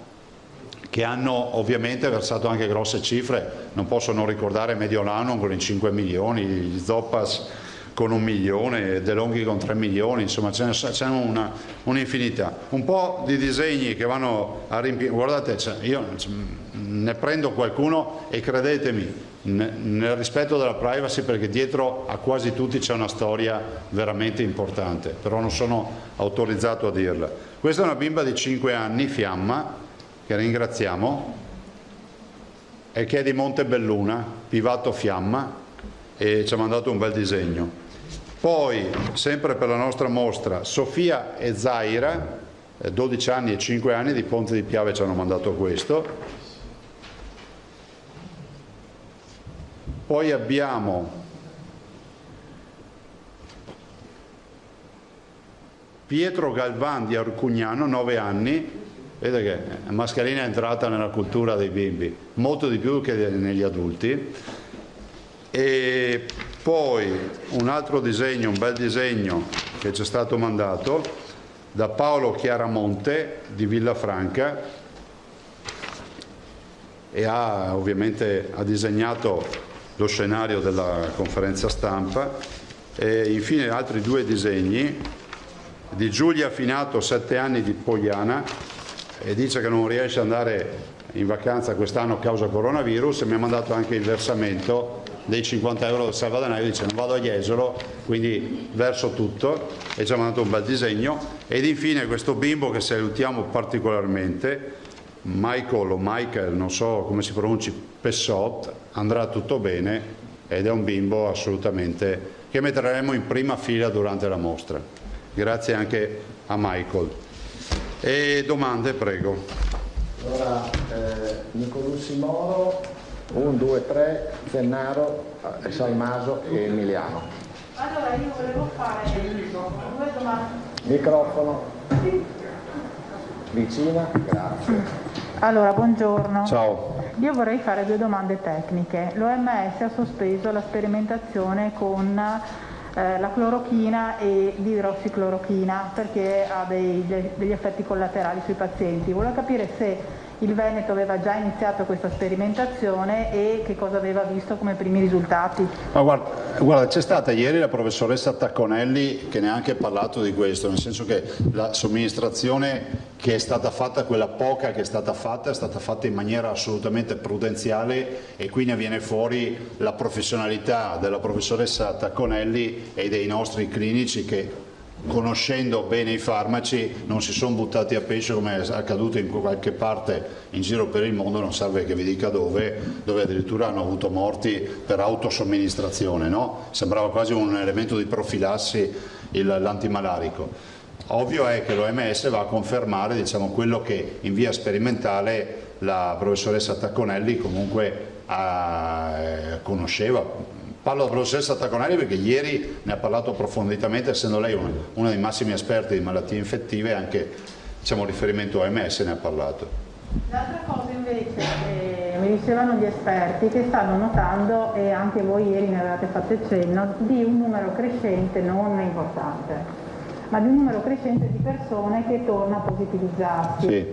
Allora loro devono capire se si tratta di una reinfezione, ma questo è demandato agli scienziati per lo studio del genoma all'inizio e alla fine, oppure se loro spiegano il virus ha la capacità dopo un po' di nascondersi negli organi interni, quindi il tampone non lo trova più. Volevo capire noi come siamo messi, quanti ne abbiamo di persone che si sono ripositivizzate e se avete già una spiegazione dei vostri esperti. No, allora guarda Michela, prima roba, non abbiamo una contabilità, dovremmo cercarla in tutti i dati, nel senso che noi su ogni paziente, dei 4.000 pazienti, abbiamo la storia, per cui anche negli esiti che ci arrivano tutti i giorni, oggi abbiamo gli 8 positivi contagiati, sappiamo se sono 8 nuovi contagiati o se ci sono ripositivizzati. L'altro giorno c'erano 4 ripositivizzati su una ventina, mi sembra una roba del genere. Sono casi sporadici. Diciamo, le ipotesi più accreditate, anche leggendo la letteratura scientifica, sono rappresentate dal fatto che il tampone nasofaringeo va a trovare il virus nella cavità nasale, nella faringe, punto. Se il virus è da qualche parte, magari è in posizione gastrica o da altre parti, non lo si trova. Quindi il tema della diagnosi è, diciamo, come si può definire? È molto localizzata questa diagnosi. Poi voglio anche ricordarvi che rispetto al tampone, e non sto parlando delle analisi, della microbiologia, sto parlando dell'esecuzione, che non c'entra niente con il laboratorio, ne viene fuori nella letteratura internazionale, l'ho letta, ne viene fuori anche uno scarto non proprio irrilevante da operatore a operatore, perché vi ricordo che posso anche annunciare, adesso non so, magari qualcuno dice che poi non dovevo annunciarlo, ma insomma ve lo dico, trovo corretto che si dica, l'ULSS di Treviso ha fatto un nuovo tutorial con Rigoli, permettetemi anche di dire, me lo dico, visto che va di moda dirlo subito così nessuno dice che poi l'ha fatto lui, anche su mie indicazioni, perché avevo visto dei tutorial americani e sembra, ve lo dico perché mi è stato comunicato stamattina, che dagli SS abbiano chiesto questo tutorial e voi sapete che siamo passati da un tutorial, diciamo, a indicazioni di un certo tipo per praticare il tampone a oggi a infilare il tampone almeno 10-12 cm in cavità nasale, setto nasale permettendo, e si va in quello che è definita, fra virgolette, la cantina, no? Si va giù in fondo, dove lì si è certi che si annida il virus. Non è colpa di nessuno, questo virus è un virus complicato e il tampone che becca l'esecuzione che si faceva comunemente, si è capito che deve essere fatta in un'altra maniera. In generale vedo dalla stampa, dalla letteratura scientifica, che si dice che comunque c'è una variabilità di risultati sui tamponi. Io ho letto da qualche parte, non ricordo più perché ne ho lette talmente tante, addirittura facendo fare sugli stessi pazienti operatori diversi si beccano anche risultati diversi. Non sto inquietando nessuno. Diciamo che noi abbiamo un buon livello di diagnosi, però dico che anche il tema tampone può essere accaduto anche quello, è infinitesimale, non è così importante, ma anche quello potrebbe essere una variante. Poi c'è il tema mutazione del virus e altre robe, qualcuno dice il virus non muta, ho visto che ieri al sacco di Milano, se non sbaglio, di Pavia, scusate, hanno isolato una variante nella sequenziazione del virus, ho letto delle agenzie che hanno sequenziato una mutazione, ma ci sta, perché i virus non è che restano lì mummificati a vita, anche se qualcuno ha detto che io sbaglio a parlare di mutazioni, evidentemente non hanno studiato tanto. Prego, collega. Grandesso Federico, buongiorno. Ciao. 2 date importanti, quella del 3 dove probabilmente si potrà viaggiare per tutta Italia, e quella del 15 stamattina sembra che ci sia una notizia che si potranno ricevere i turisti stranieri. Ecco, volevo sapere come commenta lei queste 2 date importanti, perché la prima il ministro Boccia ha anche minacciato che se la movida continua forse verrà posticipata questa data, e poi il giorno 15 sembra che il ministro Di Maio stia negoziando una riapertura a livello europeo.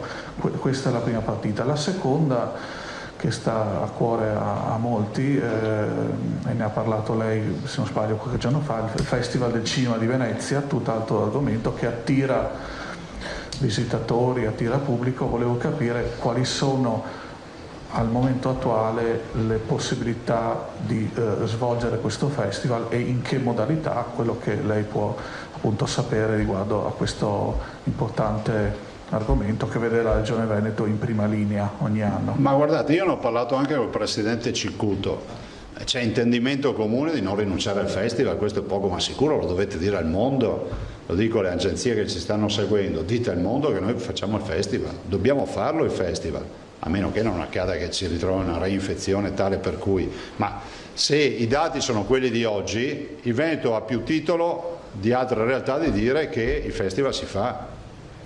Punto. Il Presidente Ciccuto sta facendo un bel lavoro, sta progettando e programmando, fra l'altro è un esperto di cinema, lo sapete, e quindi è il suo mestiere, è il suo pane questo mondo, è il suo ambiente naturale, e penso che sia fondamentale mandare anche dei messaggi positivi. Con tutti i limiti del caso vi voglio ricordare che ci sono molte produzioni che non sono riuscite a completare i girati e quindi i loro prodotti, quindi molti che preventivavano di venire a Venezia, che è l'appuntamento clou. Vi ricordo che il Festival del Cinema ormai è tra i primi due a livello mondiale, la Mostra del Cinema di Venezia, ma avremo delle produzioni che magari arriveranno ai tempi supplementari, però si fa, ma si deve fare, cioè non esiste che Venezia e il Veneto rinunci anche a questa realtà. Purtroppo abbiamo dovuto rinunciare alla partita della Biennale Architettura perché sentiti, penso che il Presidente Ciccuto abbia messo in videoconferenza oltre 200 realtà a livello internazionale,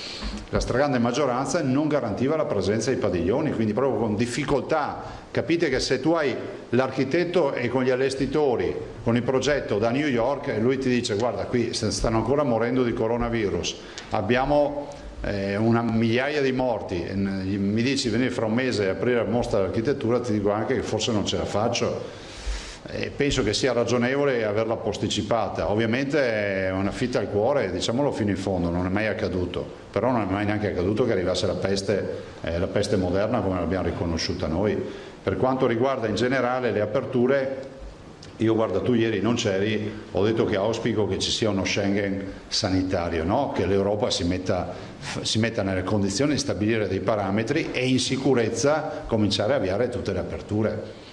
Questa storia ci ha insegnato che se si fanno le scelte in sicurezza e con responsabilità si possono fare molte cose.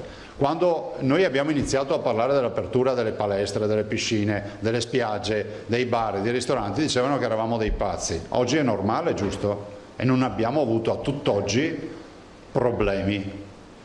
Poi per carità, mai abbassare la guardia, il virus c'è, però io penso e spero che la metà giugno sia per una deadline per le aperture, ma anche per un resumé, per un bilancio sanitario. Guardate, ieri la professoressa Taconello ha anche detto, per me io tirerò fiato il 14 di giugno, perché ha detto alla fin fine, se proprio vogliamo stare dalla parte del formaggio, come si dice in Veneto, e non dalla carta, in 4 settimane succede tutto quello che doveva accadere. Per cui noi siamo un po' più forse ottimisti perché non siamo dei medici, diciamo 10 giorni e vediamo cosa accade, però le 4 settimane dal 18 di maggio al 15 di giugno ci sono, per cui poi si va avanti.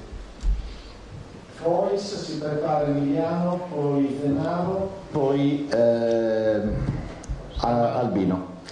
Buongiorno Presidente, volevo chiedere, ciao. Dal punto di vista economico invece, visto che non è mai capitato tra l'altro nella storia che tutta la regione si fermasse per così tanto tempo e più o meno adesso si sono rimesse in moto tutte le aziende, qual è il vostro polso della situazione? Se ci sarà anche un piano regionale di fondi per le imprese? Sì, mi hai letto nel pensiero, siccome non dico bugie mi tocca dirti la verità, domani avrete a mezzogiorno e mezzo, verrà qui la presenza dell'assessore Marcato, ci sarà anche il vicepresidente, ma l'assessore Marcato che presenta un piano da $500 miliardi per le imprese. E quindi non è un segreto, penso che sia giusto invitarvi perché sarà la presentazione di un piano organico con soldi veri, risorse vere per le nostre imprese. non basta ma aiuta, è sempre mezzo miliardo per una regione che è l'unica in Italia che non applica tasse. Lo so che voi lo sapete, ma io lo voglio ricordare ai veneti, che magari qualcuno si sia distratto. Noi non preleviamo da 10 anni nelle tasche dei veneti 1.179 milioni di euro all'anno. Quindi se uno mi chiedesse che interventi hai fatto per l'economia, 1.179 per 10. I miei colleghi li prelevano questi soldi, Quindi per me 1.179 lasciato al consumatore, al cittadino per le proprie scelte del risparmio piuttosto che della spesa. Quindi ci siamo considerati che questa tragedia per noi vale purtroppo circa 65.000 posti di lavoro persi, contatti, mercati. Anche qui ragazzi, il vero anti-lockdown l'abbiamo fatto poi il 18 di maggio con l'apertura delle attività commerciali, ma giustamente i nostri industriali, pensate al mondo del mobile, mi dicevano scusa sì io ho perso l'impresa un mese prima, ma se non ho le mostre e i negozi che vendono le cucine, vendono i divani, i salotti, a chi li vendo io? Quindi noi possiamo considerare che è dal 18 maggio che tutti tirano fiato. Prima si lavorava, perché lo sappiamo benissimo che il 4 maggio 1.200.000 veneti sono entrati nelle imprese, però non si vendeva. Adesso dobbiamo guadagnare i mercati ed è fondamentale che il governo attivi tutte le promozioni a livello internazionale. Non ultima quella del turismo, che è quella che sta pagando un conto salatissimo. Se ne sono andati di fatto 1 mese e mezzo, 2 mesi, perché poi per arrivare al regime, io sono fiducioso, ve lo dico, per il turismo. E abbiamo fatto di tutto con la mia squadra per aprire il prima possibile. Qualcuno ha detto che era sbagliato aprire le spiagge il 18 maggio. Noi le abbiamo aperte e siamo felici di averlo fatto. E sono stato felice a vedere le spiagge fine settimana con molta gente, perché anche questo è un sistema per aiutare i nostri operatori. Emiliano si prepara a denaro. Ciao Emiliano. Presidente, sulla danza ancora non abbiamo deciso niente. Torno a un'altra delle mie piccole battaglie, torno ai nidi che sono in seria difficoltà. L'ho detto prima.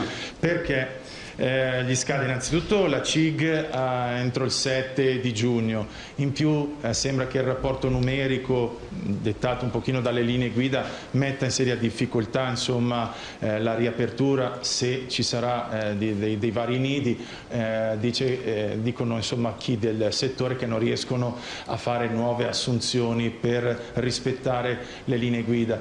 Quindi le chiedo se tra questi aiuti dell'assessore Marcato ci sia un occhio di riguardo anche per loro o se riuscite in qualche modo a fare il pressing su appunto la fascia 03. Altra tematica, se posso enuncio una dietro l'altra velocemente.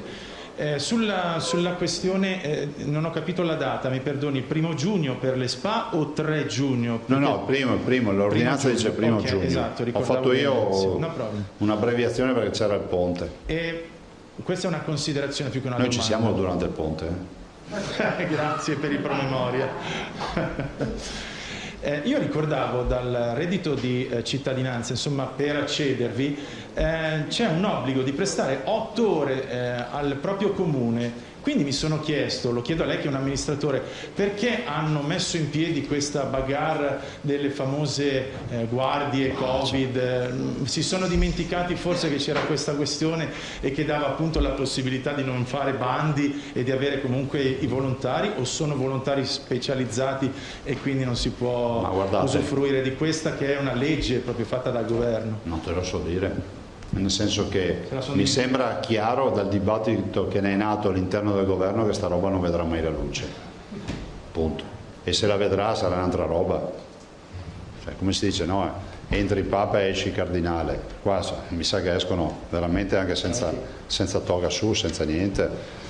Non lo so, guardate, io ieri vi ho detto da un punto di vista umano è una sconfitta, no? Pensare di dover avere degli educatori che ti dicono guarda, cioè, a questo punto li utilizziamo per dire non fumare perché ti fa male, non bere perché ti viene la cirrosi, no? Cioè, io vi ho già espresso la mia idea, penso che se si chiude così è bene, cioè se si chiude proprio.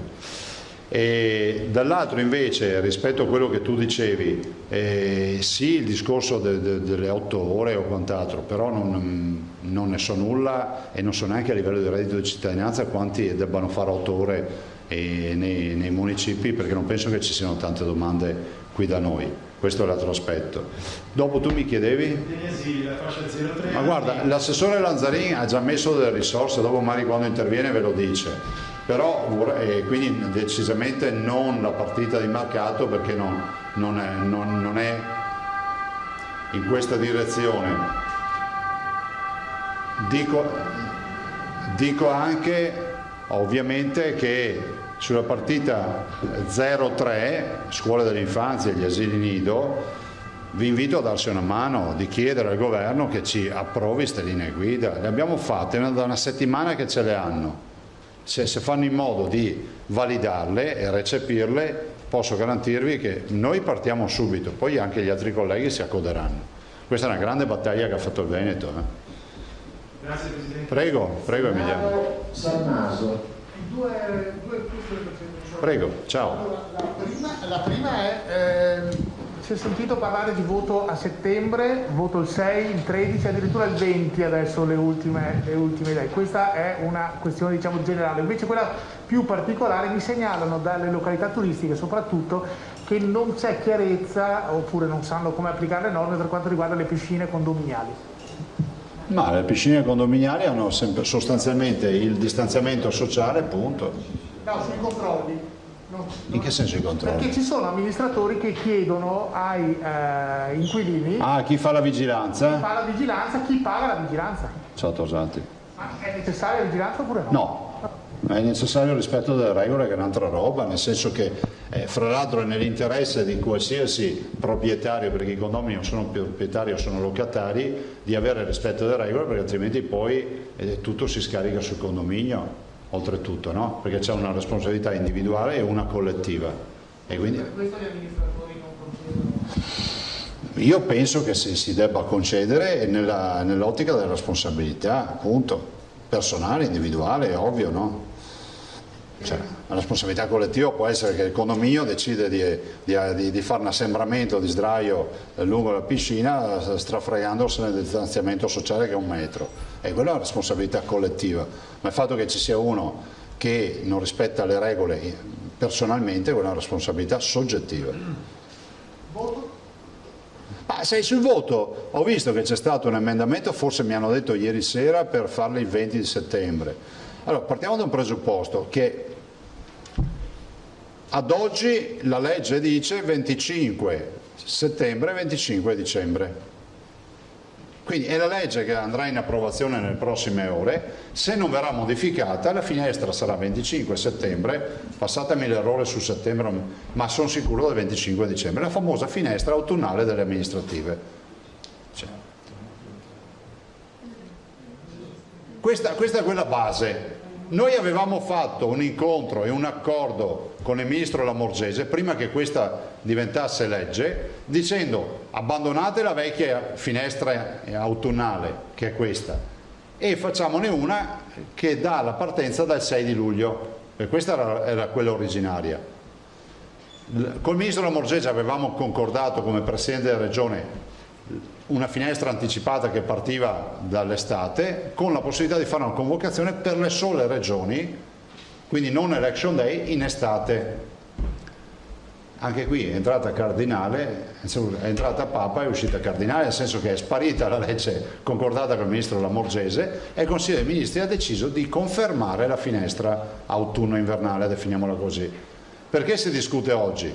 Perché il Comitato Tecnico Scientifico dice che, al di là di tutti i dibattiti della politica, le elezioni devono essere fatte prudenzialmente entro settembre. Quindi delle due l'una, o le fai a settembre o entro settembre, vuol dire che puoi iniziare da adesso fino a settembre. Noi, vista la Corea che le ha fatte in aprile, vista la Francia che le farà a metà giugno, diciamo ma perché non si fanno a fine luglio e dopo tutti liberi? Perché a settembre comunque c'è di mezzo agosto per la campagna elettorale. Siamo in attesa, so che oggi c'era una riunione politica della maggioranza, cercheremo di capire cosa accade. Il Presidente della Conferenza delle Regioni ha mandato una lettera anche ieri sera per chiedere la finestra estiva a nome dei Presidenti di Regione. Noi siamo convinti che sia una grande opportunità quella di andare a votare d'estate. Pensate, fosse il 26 luglio, fosse il 2 di agosto, avremo la possibilità di garantire a tutti di fare una campagna in un periodo tranquillo, avete visto i nostri dati, di farla assolutamente in un periodo che è garantito e non ci andrebbe di mezzo Ferragosto, tutte queste attività che poi significa attività che sviliscono, cioè tutto quello che è la campagna elettorale, sviliscono, scusatemi, tutto quello che è la campagna elettorale. Io resto fermo su luglio comunque. Albino. Presidente, buongiorno. Ciao. Ho 2 o 3 domande da... Non so. Prego. Ecco, allora, la prima è la seguente. Allora, i primi risultati sul REM del Sivir sembrerebbero incoraggianti, lo dice Burioni in una newsletter oggi. E abbiamo notizie sull'andamento della sperimentazione avviata da noi, mi pare che il Veneto fosse una... Sì Albino, tu ieri non c'eri, c'era il tuo collega Tosato e l'ho proprio detto, quindi prima di Burioni l'ho detto alla professoressa Tacconelli, che ieri ha dato proprio un riscontro del fatto che sì, che comunque è un farmaco per l'artrite reumatoide, siccome io non so mai pronunciarlo, Remdesivir, grazie, e dice che funziona, tanto è vero che ieri facendo una carrellata su tutti i farmaci e le sperimentazioni che sta facendo la professoressa, essendo riferimento di uno studio multicentrico, dice questo funziona, cioè nel senso abbiamo capito che nei cocktail di farmaci questo farmaco dà risultati. Questa è la prima questione. La seconda, se appunto se è possibile, mi piacerebbe tornare sulla vicenda del professor Crisanti, non per amor di polemica ma per amor di verità. Non so se lei ha avuto modo di leggere domenica questo inserto fatto dai colleghi di Repubblica, che lei domenica ha concesso una intervista che io ho avuto il piacere di vedere dall'Annunziata, in cui ha trattato di tanti temi. Allora, in queste 4 pagine i colleghi di Repubblica dedicano 3 capitoli fondamentalmente al Veneto e viene fuori che il Veneto è indubbiamente la regione leader per quanto riguarda la sperimentazione avviata su ovviamente i tamponi. Però c'è una ricostruzione che secondo me meriterebbe di essere chiarita e per questo mi permetto di fare una domanda. Allora, per essere molto sintetico, emerge questo scenario che il professor Crisanti il 17 gennaio tramite il suo istituto con la ricercatrice Ilaria Dorigatti avrebbe, usiamo il condizionale perché ovviamente io comunque mi fido ciecamente di questa ricostruzione fatta in maniera molto puntuale, ci sono anche gli orari esatti della comunicazione. Ecco, avrebbe scritto un suo report che il 20 sarebbe stato, come dire, preso in considerazione dall'azienda ospedaliera. Una settimana dopo, l'azienda ospedaliera di Padova, stando alla ricostruzione sempre dei colleghi di Repubblica, ci sarebbe stata una prima riunione operativa per tentare di capire se questo allarme che il ministro Speranza aveva... Ma stiamo parlando del 17 di? Del 17 di gennaio. Ecco, allora Crisanti in questa riunione avrebbe detto che il suo istituto è pronto e che poi questa decisione ha portato all'acquisto di 20 respiratori, di 20.000 mascherine e di test da effettuare per avere risposte in 24 ore. Poi, sempre il professor Crisanti, qui è scritto, ha inviato una lettera a tale Lucy Collins, che è la sua collaboratrice all'Imperial College di Londra, predisponendo un ordine per l'acquisto di 20.000 dosi di reagenti e questi sono arrivati a Padova il 30 gennaio. Fine. Allora, questa ricostruzione secondo me fa capire che uno scienziato che aveva legami internazionali, primo forse in Italia, è riuscito a capire la pericolosità di... Ecco, credo che il grande imbuto sia rappresentato dal fatto che il Ministro della Sanità non aveva assolutamente previsto la possibilità di fare tamponi in quel momento e quindi, ecco, questa è la ricostruzione che viene offerta. Non so se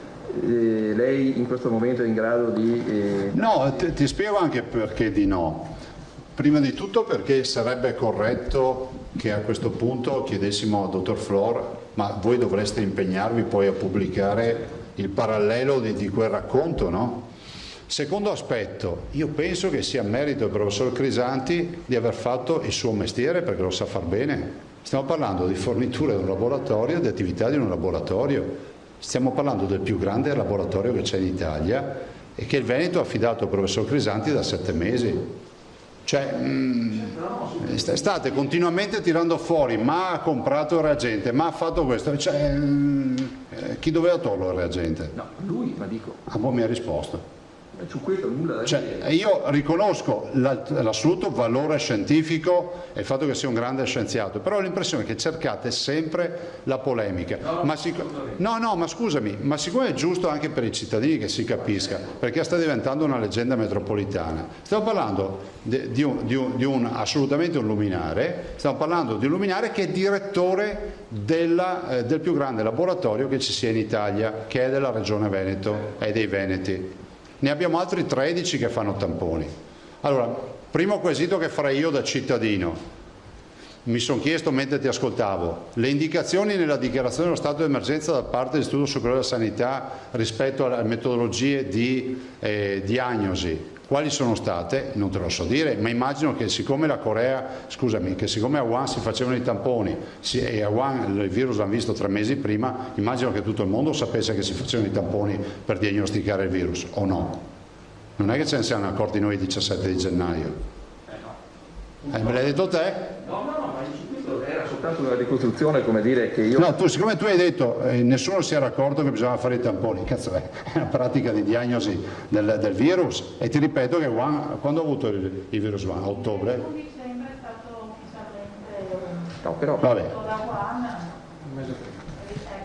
È una modalità diagnostica del virus, primo. Secondo, c'è una relazione che il professor Crisanti ha inviato a firma della professoressa Barzon del 20 di gennaio, giù di lì, adesso non ricordo la data, nella quale fa proprio un resumé di tutte le attività e dice: noi siamo pronti, abbiamo i reagenti, abbiamo tutto. Poi non vorrei neanche entrare nel merito di questi discorsi, ma visto che tu li hai posti ti chiedo l'impegno in base alle risposte del dottor Flor, perché io ti ripeto, l'unica cosa che voglio chiarire, ma nell'interesse dei Veneti, cioè sentir dire che per la burocrazia nostra siamo dovuti andare a Londra a prendere i reagenti, posso dire, siccome io sono capo di una squadra, se c'è qualcuno che ha intralciato la strada al professor Crisanti, mi arrangio io a far giustizia, perché intralciarla lui vuol dire intralciarla ai Veneti.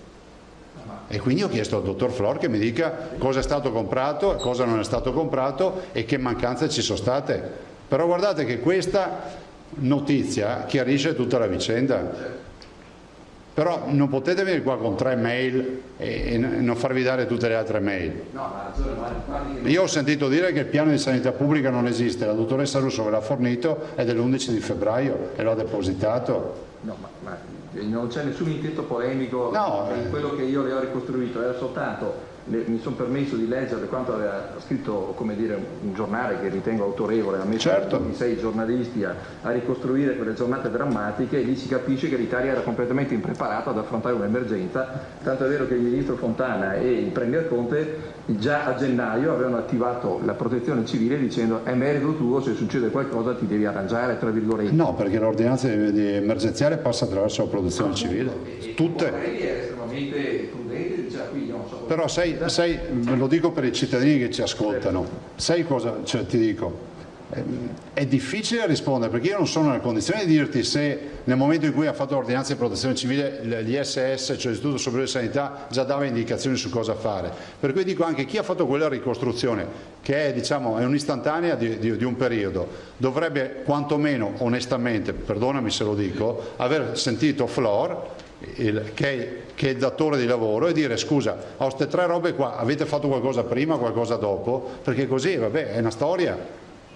Non c'è un intento polemico. No, ma lo dico nell'articolo, è una roba senza inizio, senza fine, cioè, è un sasso nell'acqua, ma quanto pesante era l'acqua? Vedo solo il movimento delle onde, quanti ce ne sono caduti prima? Non lo so, perché ormai l'acqua non si muoveva più.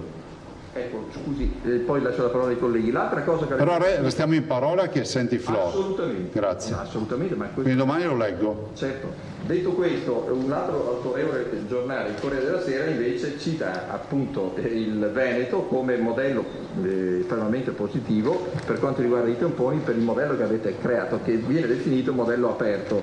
Adesso io non entro nei tecnicismi, lei li conoscerà decisamente meglio di me. Sì. Io le chiedo perché questo sistema, che consente finalmente a tutte le macchine di utilizzare i reagenti, di non doverle cambiare ogni volta, Cioè, questo viene spiegato qui, non viene adottato da tutto il paese perché mi pare che sia il modello che funziona e che ha dato risultati importanti. Scusami, allora questa è una roba che ha dei risvolti tecnici che non possiamo né liquidare, né il sottoscritto li può liquidare pur conoscendoli abbastanza, né tantomeno giornalisticamente, credetemi. Però giro contro i miei interessi il ragionamento. Andate a vedere quanti tamponi ha fatto il Lazio. Ne ha fatti più di noi. Andate a vedere quanti ne ha fatti la Lombardia, che ne ha fatti più di noi. Quanti ne ha fatti il Lazio? Tanti. Sì. Allora, io dico che noi siamo stati efficienti, abbiamo fatto un bel lavoro, siamo stati sicuri, però anche gli altri hanno fatto tamponi e non avevano le stesse macchine,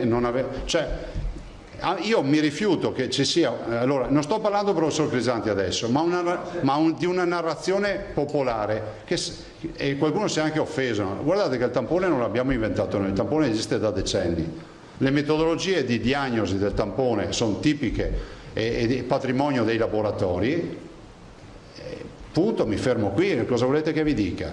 Cioè, non so cosa dirvi, se dopo qualcuno ama la rissa io mi rifiuto di far rissa. Però è altrettanto vero, visto che vi siete infilati su sti ragionamenti, abbiate almeno l'accortezza, la cortesia, visto che c'è tanta gente che lavora, di sentire il dottor Flor che vi spiega. Anche perché anch'io sarei curioso di leggere la risposta a questo punto. Ma l'ho scritta io oggi. Cosa è scritto? Non leggo, ho poco tempo. Cosa è scritto?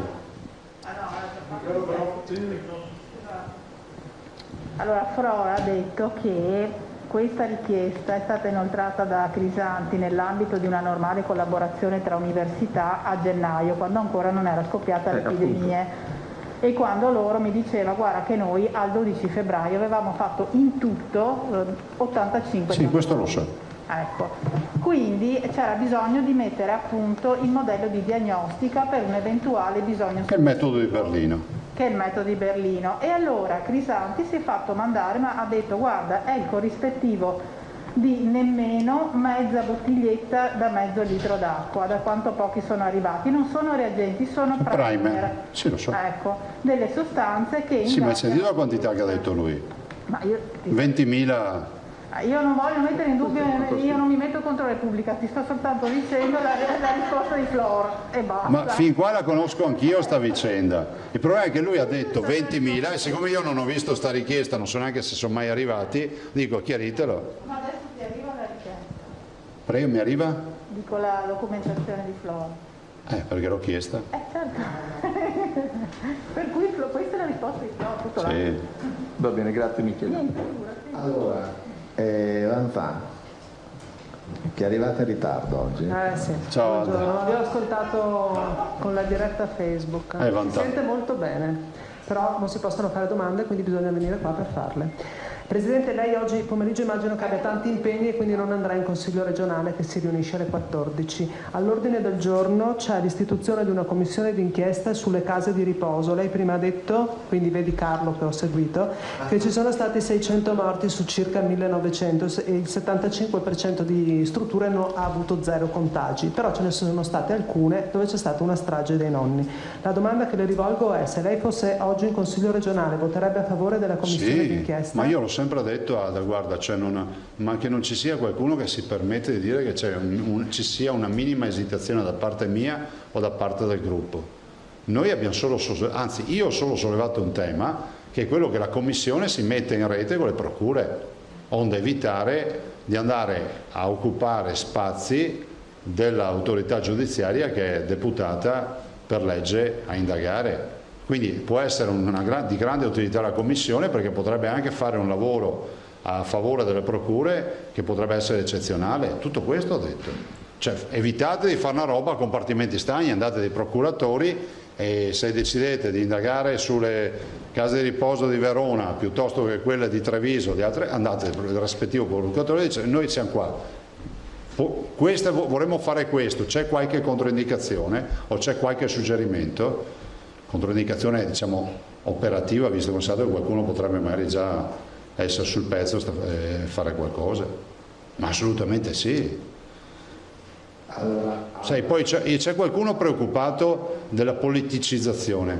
Guardate, potete scrivere che io sono preoccupato zero di sta roba, perché solo un folle pensa di poter far politica una roba del genere, perché gli scoppia in mano senza neanche che se ne renda conto.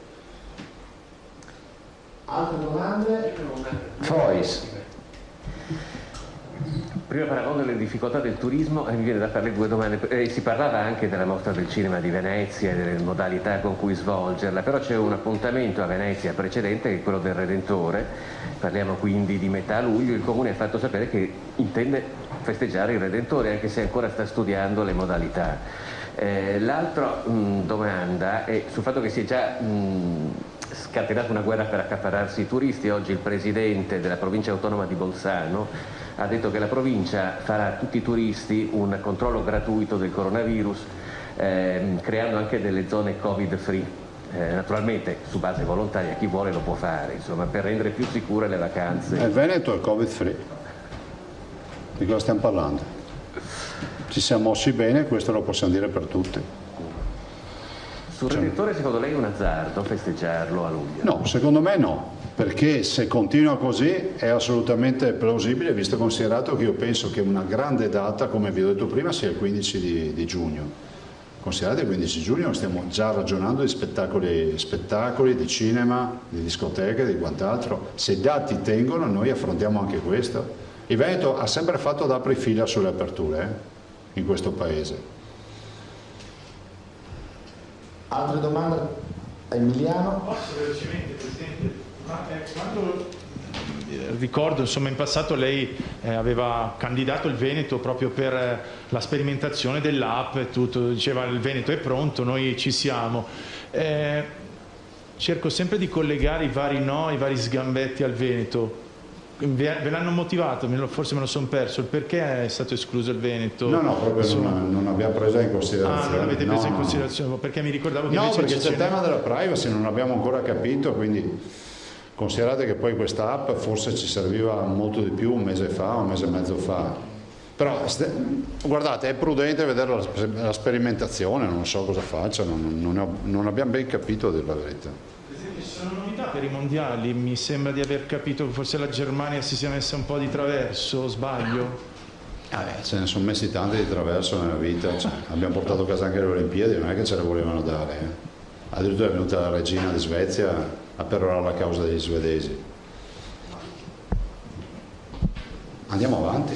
Alda ancora. No, la mia è solo una richiesta di chiarimento. Ci darete oggi le linee guida sia per le case di riposo, i centri termali? RSA. Sono già qui. No, io Presidente, se è possibile, le chiedo ancora cosa ne pensa appunto dei vincoli che scatteranno per gli spostamenti tra le regioni. Pare che appunto la Lombardia e il Piemonte siano, come dire, di fatto ancora sub iudice, proprio perché non hanno livelli, definiamoli così, insomma, di sicurezza tali.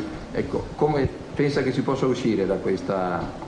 Guardate, ci sono indicatori stabiliti a livello nazionale dal punto di vista sanitario. Noi governatori siamo chiamati a governare il territorio in base a questi indicatori. Non c'è discrezionalità rispetto a alcuni aspetti, ma la Lombardia ne verrà fuori, anche lei, su questo non c'è dubbio. Volevo dire Alda, noi diamo le linee guida RSA, non centri termali, devo fare un'ordinanza su quella.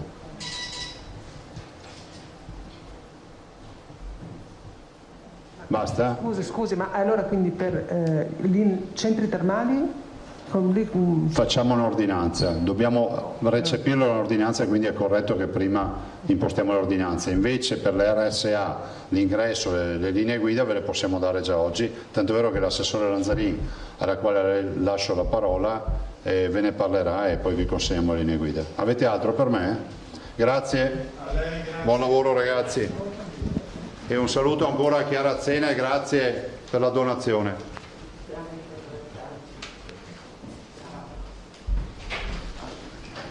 Ciao ragazzi.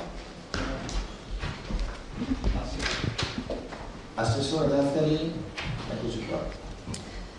Sì, allora, come promesso abbiamo chiuso la partita delle linee di indirizzo, dico anche la dicitura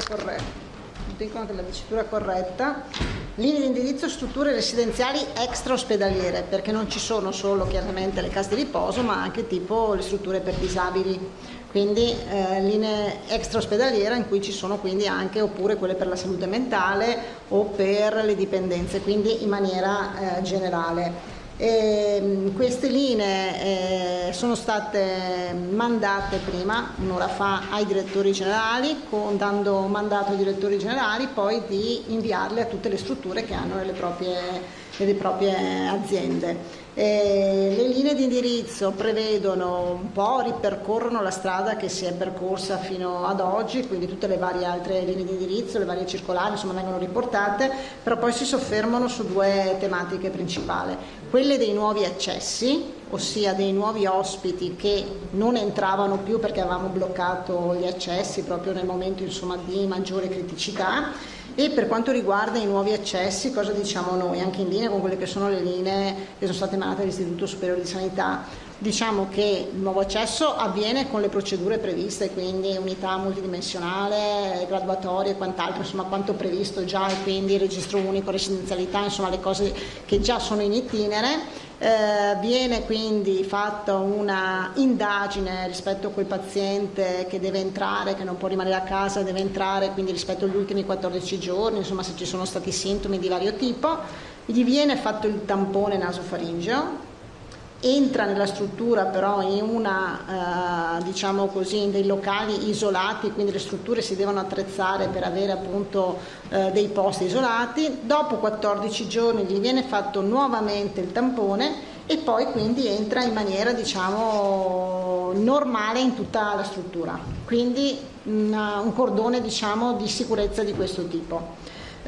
Questo nella prima fase, nel senso che adesso, insomma, nella riapertura prevediamo così, poi vediamo adesso in queste prossime settimane anche se si può fare un allentamento rispetto, però oggi ci sentiamo, insomma, di aprire in questo modo, e quindi questo per evitare appunto che una persona che entra e nei 14 giorni, anche se ha già un tampone negativo, insomma, si possa manifestare qualche sintomo. Preferiamo, insomma, avere una prudenza di questo tipo. E questo lo applichiamo anche per quanto riguarda i centri diurni, anche le altre categorie che vi dicevo prima, quindi disabilità piuttosto che dipendenze, piuttosto che salute mentale, ma anche per i centri diurni non autosufficienza, nel senso anche in quel caso gli facciamo il tampone prima di entrare.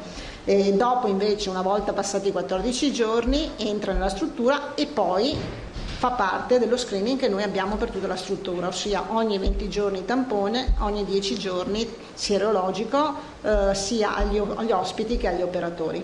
Scusa, assessore, ogni 10 giorni tampone? No, 20 giorni il tampone, 10 giorni il serologico. Questo è il modello che noi abbiamo. L'altra parte importante era quella, poi ci sono tutte le parti relative appunto ai fornitori, quindi insomma chi arriva dentro, insomma i DPI, tutto il resto. Poi l'altra parte importante è quella relativa invece ai visitatori e agli ospiti, su cui insomma abbiamo avuto anche grosse pressioni, giustamente. Per quanto riguarda i visitatori, allora chiediamo insomma sempre di limitare l'accesso e quindi di essere molto cauti rispetto all'accesso. Ci rivolgiamo soprattutto in maniera quindi a chi gestisce queste strutture, dicendo che per chi vuole entrare c'è una valutazione chiaramente che deve essere fatta all'interno rispetto al familiare o al visitatore, quindi le norme normali, misurazione della febbre, compilazione di un questionario e quindi inchiesta, questionario rispetto appunto ultimi 14 giorni e quant'altro, le norme comportamentali, un registro degli ospiti che rimane per 14 giorni, così nell'eventualità riusciamo anche, come anche previsto per la ristorazione, per i servizi alla persona, insomma rifare i contatti, quindi il famoso contact tracing. Gli ingressi devono essere scaglionati, limitati e su prenotazione, e anche come fasce orarie insomma prevediamo l'orario limitato proprio per evitare insomma che ci siano assembramenti. Chiediamo che, se possibile, gli incontri vengano fatti all'aperto, se possibile chiaramente compatibilmente con le condizioni degli ospiti e dei pazienti, oppure di individuare dei idonei locali separati. E prevediamo due modalità. Le modalità sono quelle dell'incontro tramite plexiglass vetro, oppure per avere incontri più riavvicinati con la visiera e la mascherina FP2 senza filtro. Visiera e mascherina FP2 senza filtro. Forniremo ad ogni struttura dei test rapidi, quindi un test per ogni ospite, in modo che possano anche fare il test rapido, che quindi quello con la punta del dito, insomma il prelievo, insomma quello rapido, insomma anche a chi entra. Quindi forniremo ad ogni struttura anche test rapidi per il numero di ospiti che hanno all'interno. Queste sono insomma in linea, poi le vedete, poi ci sono altre parti, però queste insomma sono le parti principali. Aggiungerei anche che è tutta prevista una serie di formazione sia per gli ospiti ma per gli operatori, e per quanto riguarda gli operatori voi sapete che è partita la formazione online tramite la Fondazione di Sanità Pubblica. Sono state invitate tutte 399 sono state chiamate strutture, hanno già iniziato i corsi online appunto proprio relativi anche agli operatori rispetto appunto alle misure di igiene, alla valutazione del virus, alle condizioni e quant'altro, quindi un grande lavoro stiamo facendo di formazione, è partito dal 18 di maggio e andrà fino al 22 settembre con appunto tramite questa piattaforma, proprio per mettere nelle condizioni anche gli operatori di conoscere un po' di più rispetto a questa tematica. Quando iniziano le visite e anche i nuovi test degli ospiti? Non c'è un limite temporale, nel senso che oggi noi mandiamo le linee guida, quindi possono essere applicate da subito. Sì, da subito, sì. E invece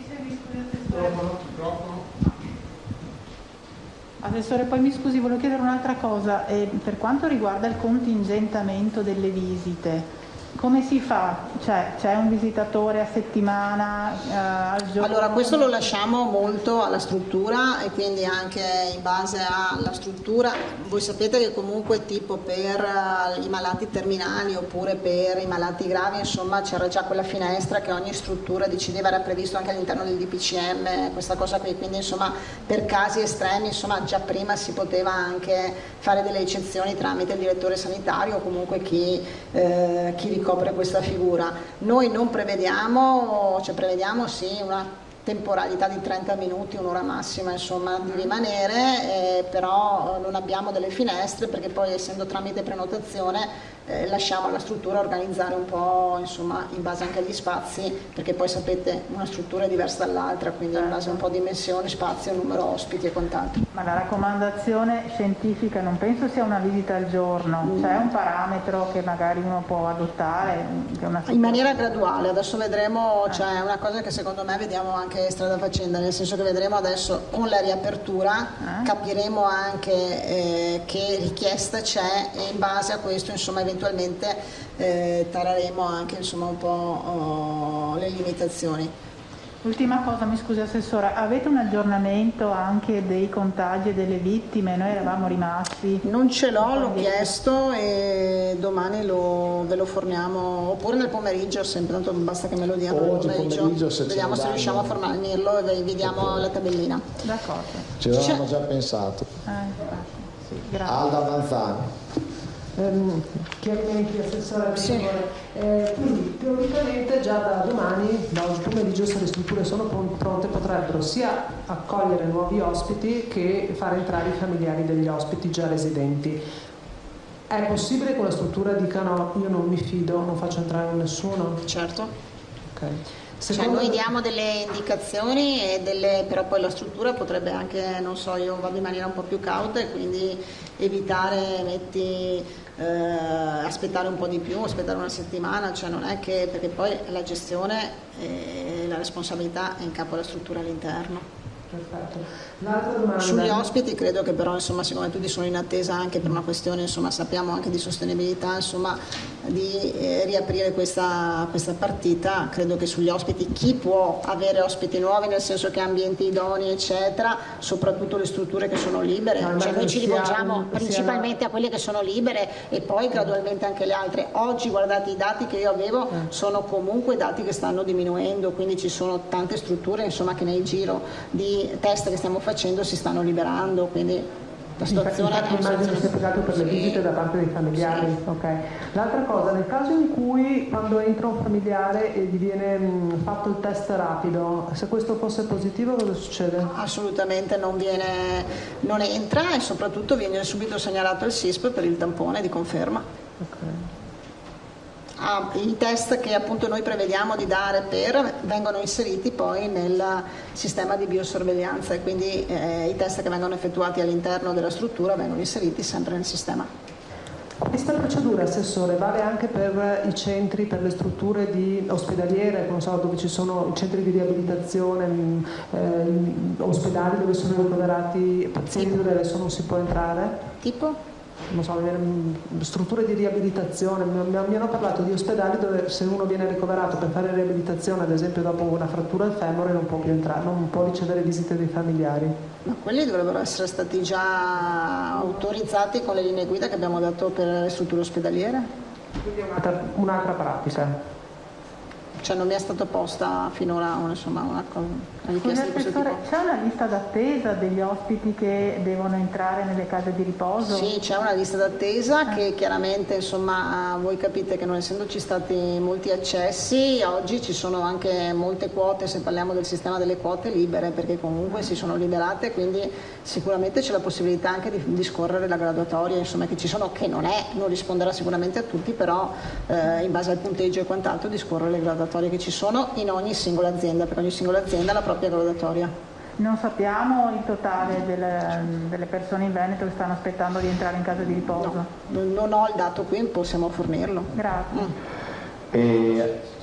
Salmaso c'era Emiliano prima, scusate. Sì, prego. Emiliano e poi Salmaso. No, volevo semplicemente chiedere, in ambito di visite, è come per altri settori solo una persona, può arrivare tutto il nucleo familiare? No, perché certo, mi immagino come funziona. È limitata, nel senso, se evitiamo gli assembramenti e chiediamo tutte queste misure, è chiaro che non può arrivare la famiglia intera. Meglio specificare, Assessore. Salmaso. Allora, una casa di riposo su 4 mi pare sia risolvente, no? Da quello che diceva il Presidente, 35% delle case di riposo. Oggi molto di più, Quello era il dato che lui aveva in fase. Oggi io credo che siamo sul 90% di strutture libere. Come frigo? Sì, che non ci sono. Le zone di più. Se può ricordare per cortesia, se penso che lei le conosca, cioe le aree, al di là dei nomi delle case di riposo, insomma. Ma il veronese è sempre quello, anche gli ultimi numeri di positivi li abbiamo visti all'interno di una struttura proprio anche all'inizio di questa settimana, a fine della scorsa, nel veronese. Quindi rimane sempre Verona, la provincia ancora un po' più difficile. No, volevo solo, visto che c'è stata fatta una domanda sulle strutture per l'infanzia, no? Sì. Siccome è stata portata una delibera questa mattina di integrazione fondi, che così vi do anche la notizia. Allora, noi per quanto riguarda le strutture per l'infanzia avevamo già previsti 4 milioni e mezzo che sono già in fase di distribuzione, che erano quelli con una variazione di bilancio, che è stata una delle variazioni di bilancio iniziali quando c'è stata l'emergenza, no? Rimanevano fuori dalla partita, e sono quelli che sono venuti anche qua, tutte quelle strutture, quindi nidi 03, che sono autorizzati o accreditati ma non rientravano nel riparto perché non sono previsti in base alla legge 32 del 2010, dove non sono stati aggiornati, e i nidi in famiglia, se vi ricordate, che erano l'altra categoria. Con delibera di stamattina quindi abbiamo recuperato 2.853.000 euro da dare a 134 asili nido accreditati, 75 asili nido autorizzati ma non accreditati, 231 nidi in famiglia, per un totale di 3.856 posti. Quindi abbiamo recuperato questi 2.800.000 e andiamo incontro anche alle esigenze di questi che non erano finora rientrati in nessun riparto. È un contributo straordinario proprio per l'emergenza, legato all'emergenza. E come li avete recuperati? Cioè da quali capitoli di spesa li avete tolti? Li ho recuperati dai miei capitoli tagliando, e poi in una fase di assestamento chiederò appunto il rimpinguamento dei capitoli da cui ho tagliato. Però se no, scusi, no, dico, la fascia da 0 a 3 anni però può riaprire. La fascia dei zero, allora le linee guida che sono inserite, che sono state inserite, che sono state votate e approvate dalla conferenza prevedono 0,17, però c'è un impegno in quell'approvazione di aspettare che il ministro Bonetti, insomma, perché è ministro per la famiglia, io infatti l'ho cercata anche stamattina per capire, noi abbiamo mandato al ministro Bonetti le nostre linee, però appunto l'avevo cercata anche stamattina per capire perché si dava mandato in 2 o 3 giorni di sbloccare questa partita, quindi in maniera prudenziale vorremmo capire se questa partita è stata sbloccata. Lei punta ovviamente alla fascia completa? Certo. Grazie. Se non ci sono altre domande io chiuderei qua, vi distribuirei il materiale. Grazie assessori. Dove fare che? Non torniamo oggi più perché poi dovevate fare la sintesi.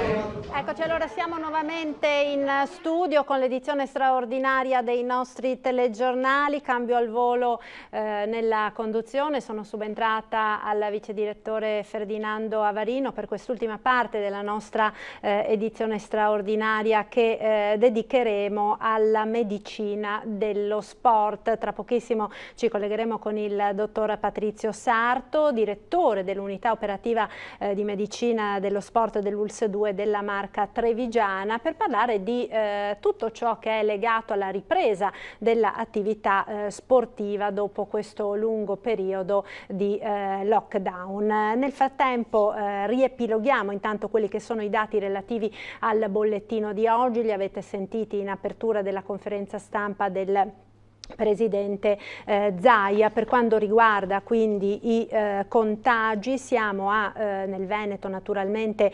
19.105 più 8 positivi rispetto al precedente bollettino. I decessi sono complessivamente 8, 2 dei quali negli ospedali, i restanti 6 nelle strutture extra ospedaliere. Per quanto riguarda invece i ricoverati, siamo a 454 persone ricoverate per Covid negli ospedali appunto della nostra regione, con meno 26 persone rispetto alla precedente rilevazione. Cala anche di un'unità il numero dei ricoverati nelle terapie intensive del Veneto, siamo ora a 38 persone ricoverate, 27 delle quali si sono negativizzate, quindi sono risultate positive al tampone, anche se le loro condizioni sono tali da dover richiedere ancora appunto il ricovero ospedaliero, anche perché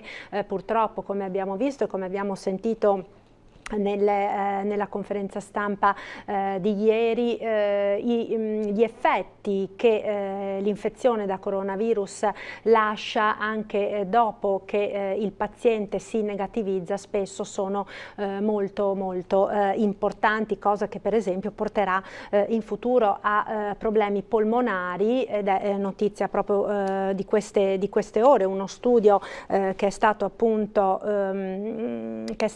pubblicato in queste ore dall'Istituto Superiore di Sanità, perché circa il 60% delle persone che sono state contagiate da coronavirus successivamente hanno problemi polmonari, e quindi questo in futuro naturalmente dovrà necessariamente portare ad una revisione anche di quelle che sono le pneumologie dei nostri ospedali. Allora vedo che ora abbiamo in collegamento il dottor Sarto, Patrizio Sarto, direttore dell'unità operativa complessa di medicina dello sport dell'ULSS 2 della Marca Trevigiana. Buongiorno dottore, grazie per essere qui con noi. Scusi se l'abbiamo fatta aspettare un po' rispetto all'orario che avevamo concordato per terminare appunto la conferenza stampa presso l'unità di crisi di Marghera. Buongiorno dottore, mi sente?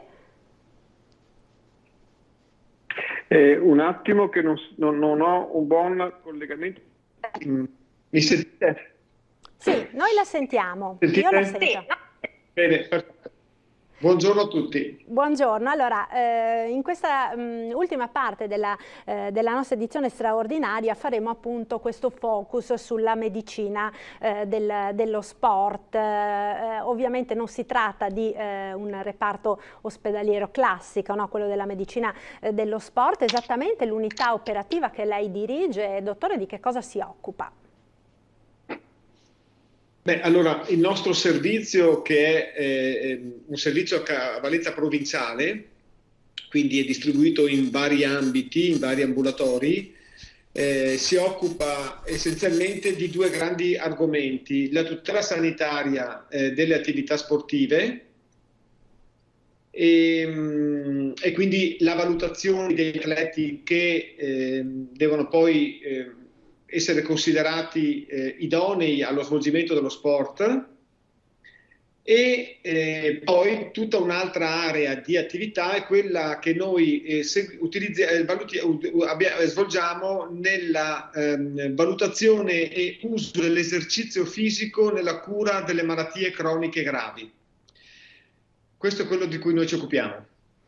Ecco dottore, si è molto parlato in questo periodo di forzata inattività, insomma 3 mesi di lockdown che hanno costretto tutti noi insomma a rimanere chiusi tra le mura domestiche, di effetti anche sulla salute. Qual è stato, siete in grado di dirlo, insomma l'impatto proprio sulla salute e sui comportamenti quindi salutari del cittadino, come quello appunto di fare attività fisica di questo periodo? So che peraltro state portando avanti un importante studio in collaborazione anche con l'Università di Francoforte in questo. Sì, allora due cose. La prima è l'impatto che ha avuto l'isolamento forzato della popolazione. E questo, oltre a determinare e come dire, favorire purtroppo l'aumento del peso, anzi potremmo dire così, guardi, ci sono stati due gruppi di popolazione. Un gruppo si è contraddistinto nel fare molta attenzione all'apporto calorico, a aumentare l'attività fisica, mentre un gruppo di popolazione, da quello che noi abbiamo percepito, che invece ha subito l'isolamento forzato e si è manifestato con l'aumento del peso corporeo, con l'aumento di alcuni fattori di rischio come la pressione arteriosa, come nei pazienti diabetici l'aumento dei valori glicemici, come frutto proprio della sedentarietà e tante volte anche una scorretta alimentazione. Devo dire che come Regione, come direzione della prevenzione regionale, come azienda 2 abbiamo lavorato molto perché questa cosa fosse contenuta. Abbiamo prodotto dei video che sono stati anche presentati e trasmessi dalla vostra emittente, che fossero destinati ai soggetti in buona salute, ma soggetti anche con malattie croniche, e che servissero a favorire e mettere in movimento in sicurezza la popolazione. Quindi sicuramente il lockdown ha avuto un effetto negativo con la popolazione, quindi per una parte della popolazione, non solo fisica ma anche psicologica, perché l'isolamento forzato ha sicuramente in qualche modo slatentizzato fenomeni di tensione emotiva, di stati d'ansia, che sono stati la logica conseguenza di una difficoltà di relazione. Quindi se da una parte sono aumentate le relazioni all'interno della propria famiglia, e dall'altra parte però gli scambi sociali sono stati ovviamente penalizzati. Ecco, quindi diciamo è possibile proprio quantificare in termini di salute pubblica l'effetto di questi 3 mesi di stop forzato, dottore? Guardi, noi abbiamo fatto un'analisi su circa 200 persone e affetti da patologie croniche. Abbiamo fatto un'indagine telefonica che è stata terminata non più tardi di un paio di settimane fa, fatta da il gruppo del nostro personale infermieristico. Faccio una piccola parentesi. Il nostro servizio è stato un servizio che è rimasto chiuso durante tutto il periodo di lockdown, però tutti gli operatori sanitari, tutti, il primario compreso, cioè io, siamo stati impegnati in ambienti diversi. Okay? Il mio personale infermieristico ha lavorato moltissimo all'interno del SISP, io ho lavorato in alcuni reparti come la pneumologia, le malattie infettive dell'azienda 2, altri miei collaboratori hanno lavorato nell'ambito della medicina dell'ospedale Cafoncello, quindi tutto il personale si è dedicato veramente anima e corpo per dare un contributo per combattere questo nemico invisibile che ci ha presi tutti di sorpresa, generando un'emergenza mondiale. Stavo dicendo, chiusa questa parentesi che era forse doverosa, che abbiamo terminato una valutazione telefonica di circa 200 persone affette da malattie croniche, e la cosa che abbiamo rilevato è stato che c'è stato un incremento ponderale cioè del peso corporeo e un impatto, dicevo, sui fattori di rischio. È chiaro che questo può aggravare lo stato clinico in una persona che ha una malattia cronica. Ed è per questo che è necessario ripartire in questo momento, sviluppando il massimo dell'attenzione e in massima sicurezza. Con la Regione Veneto stiamo definendo alcune linee di indirizzo proprio per favorire in sicurezza anche per le persone con maggiore fragilità, perché sicuramente 3 mesi, 2 mesi e mezzo di isolamento forzato hanno avuto un impatto forte nell'ambito fisico e anche nell'ambito psicofisico. Ecco, sicuramente. Lei ha parlato in questo momento appunto di persone affette già da patologie, quindi che comunque in qualche maniera erano a rischio anche per altri fattori. Sappiamo però quanto sia stato forte l'impatto di questi 3 mesi di lockdown, soprattutto sui più giovani, sui bambini e sui ragazzi, abituati moltissimi di loro insomma a fare tanta attività fisica più volte alla settimana, a giocare al calcio, comunque anche a muoversi normalmente molto di più all'aria aperta. In questo senso, diciamo, sui bambini e sui ragazzi, che impatto ha avuto questo periodo e come si può fare come genitori, insomma, ora per aiutarli a riprendere l'attività motoria in tutta sicurezza? Allora, intanto i giovani hanno tantissime risorse, molte più di noi. E quindi sono riusciti in qualche modo ad autogestire, no? Trovando, grazie anche al grande aiuto che i genitori avranno potuto dare ai loro figli quando è stato necessario rimanere chiusi in casa. È chiaro che adesso bisogna ripartire e i ragazzi devono uscire e ritornare a fare quello che facevano prima. Questa è la cosa più importante, questo vale per tutte le fasce d'età. È chiaro, servono delle attenzioni diverse, ma ogni fascia d'età deve tornare alla sua vita normale. I ragazzi,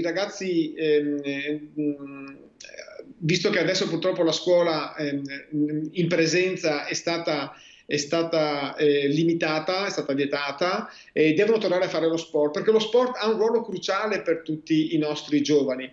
È chiaro che però, come per tutte le persone, la ripresa sportiva deve essere molto graduale. Allora io direi che ci servono 5 regole. La prima è il rispetto delle persone che incontriamo quando facciamo sport. Ecco perché è molto importante utilizzare i dispositivi quando si fa sport. È possibile non usarlo, la mascherina, no? La classica mascherina che protegge gli altri, che ci protegge dalla possibile infezione e contatto con il virus. Quindi la prima regola è il rispetto per chi noi incontriamo, che tante volte non si vede ancora. Però penso che nella maggior parte dei casi esiste il rispetto sta toccando un nervo scoperto, dottore, perché non ha idea di quante telefonate e segnalazioni ci arrivino in redazione in questi giorni di gente arrabbiatissima perché magari incontra durante la passeggiata chi fa footing o corre in bicicletta senza mascherina e magari non riesce, soprattutto se si tratta di percorsi ciclopedonali piuttosto stretti, a mantenere la distanza. Quindi è molto importante, insomma, ricordare anche questo, è un'attenzione, un atto di rispetto nei confronti degli altri, quello di tirarsela su, insomma, quando si incrocia qualcuno. Questa per me è la prima regola, il rispetto per 2 cose. Guardi, il primo per le persone che incontriamo, perché ci sono studi che ci dicono che durante l'iperventilazione l'aria che esce dal nostro corpo si distende in un ampio raggio. E poi dobbiamo avere rispetto di chi ha preso le decisioni che ci hanno permesso di tornare a vivere la nostra vita normale. Questa è la prima regola, secondo me. Poi ci deve essere una gradualità di ripresa fisica, perché dopo 2 mesi e mezzo di isolamento, il nostro corpo ha perso capacità fisica e quindi non possiamo ripartire con la stessa idea di quando avevamo abbandonato. Quindi si consiglia una ripresa graduale, quindi se prima facevamo 45 minuti, un'ora di allenamento, le fasi di ripresa devono avvenire con tempi più brevi e con tempo di recupero tra una serie e un'altra. Quindi iniziare con 15 minuti, 10 minuti di lavoro, e farla intervallare con qualche minuto di recupero e poi progressivamente aumentare l'intensità. Quindi serve gradualità. La seconda cosa che è molto importante da considerare è che abbiamo perso forza durante questi 2 mesi perché ci siamo mossi poco, perché abbiamo sollevato pochi pesi, quindi il nostro corpo ha sicuramente perso la capacità di forza e dobbiamo dedicare un po' di attenzione ad aumentare la capacità fisica del nostro corpo, anche per quanto riguarda la capacità di sollevare pesi, che è molto importante. Quarto punto molto importante è non sottovalutare i sintomi che potrebbero manifestarsi. Dopo una lunga pausa potrebbero emergere sintomi di ordine cardiologico, per esempio, quindi dolore toracico, difficoltà respiratoria. Non vanno sottovalutati. Quinta cosa è idratarsi sempre molto bene, perché se noi utilizziamo la mascherina, questo permette una difficoltà di ventilazione e quindi è importante che ci possa essere una corretta idratazione. Ecco, direi che queste 5 regole sono molto importanti per la ripresa dell'attività fisica. Però c'è da ricordare che questa modalità non deve essere utilizzata da chi è stato affetto e colpito dal SARS-CoV-2. Perché un soggetto che ha avuto la polmonite, che è stato ricoverato, quindi che ha avuto una malattia correlata al virus, deve sottoporsi ad una valutazione attenta.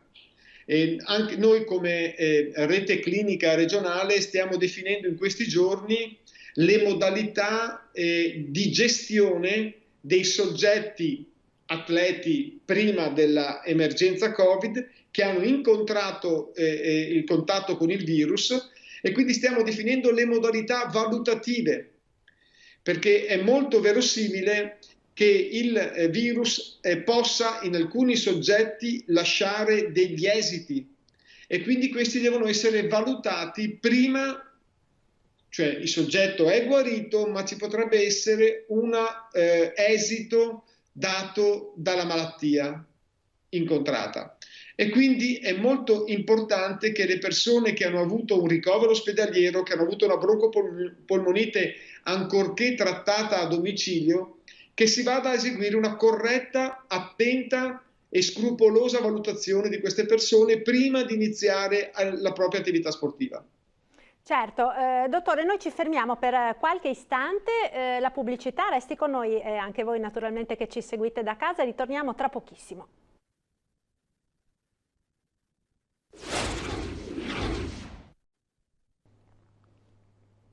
Eccoci, siamo nuovamente in diretta con l'edizione straordinaria dei nostri telegiornali, questa ultima parte dedicata alla medicina dello sport con il primario dell'unità operativa della medicina dello sport dell'ULSS 2 della Marca Trevigiana, dottor Patrizio Sarto.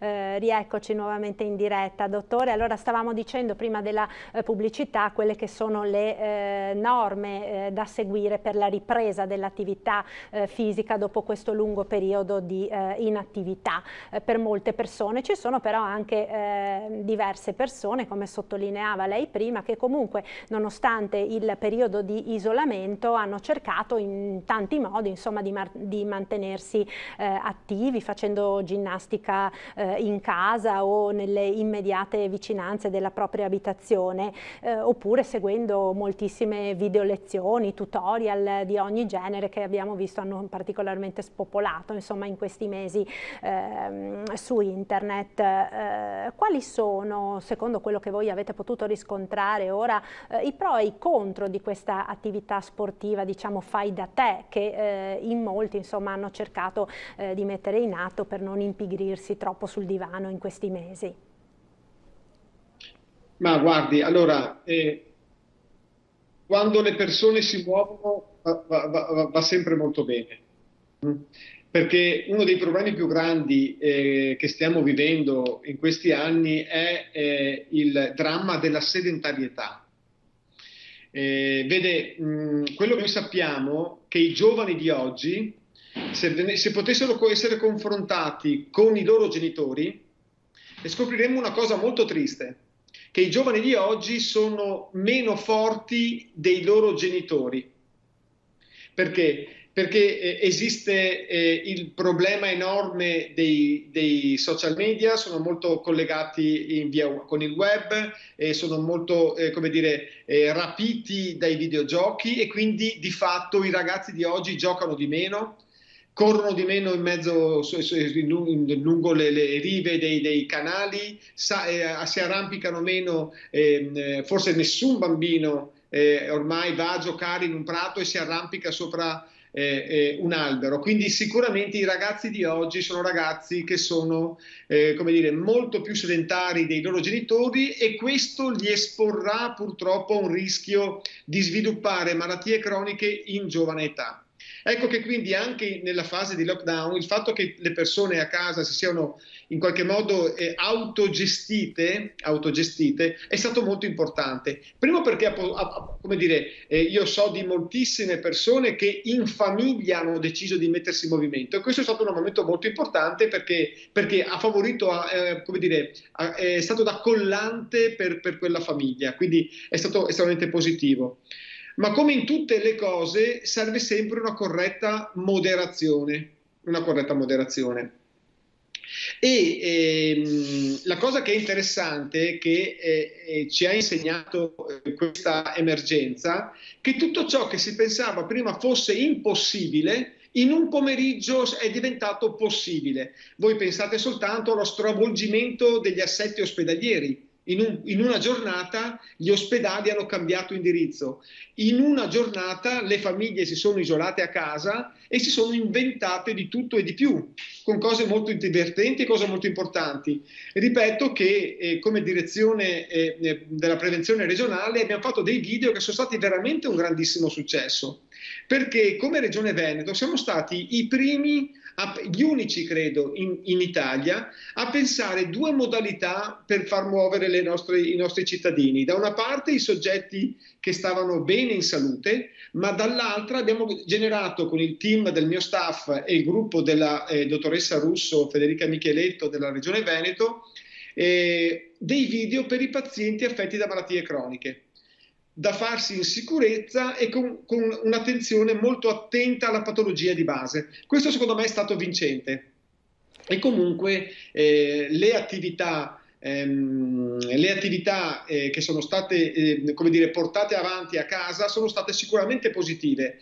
Ricordo che Nelson Mandela, l'ho ricordato in un'intervista che ho fatto un paio di settimane fa, ogni giorno per tutti gli anni della sua prigionia lui correva 45 minuti sul posto. Pensi un po' che forza mentale ha avuto quell'uomo meraviglioso per potersi imporre a muoversi. Perché? Perché aveva capito benissimo che rimanere fermo lo avrebbe fatto invecchiare più rapidamente.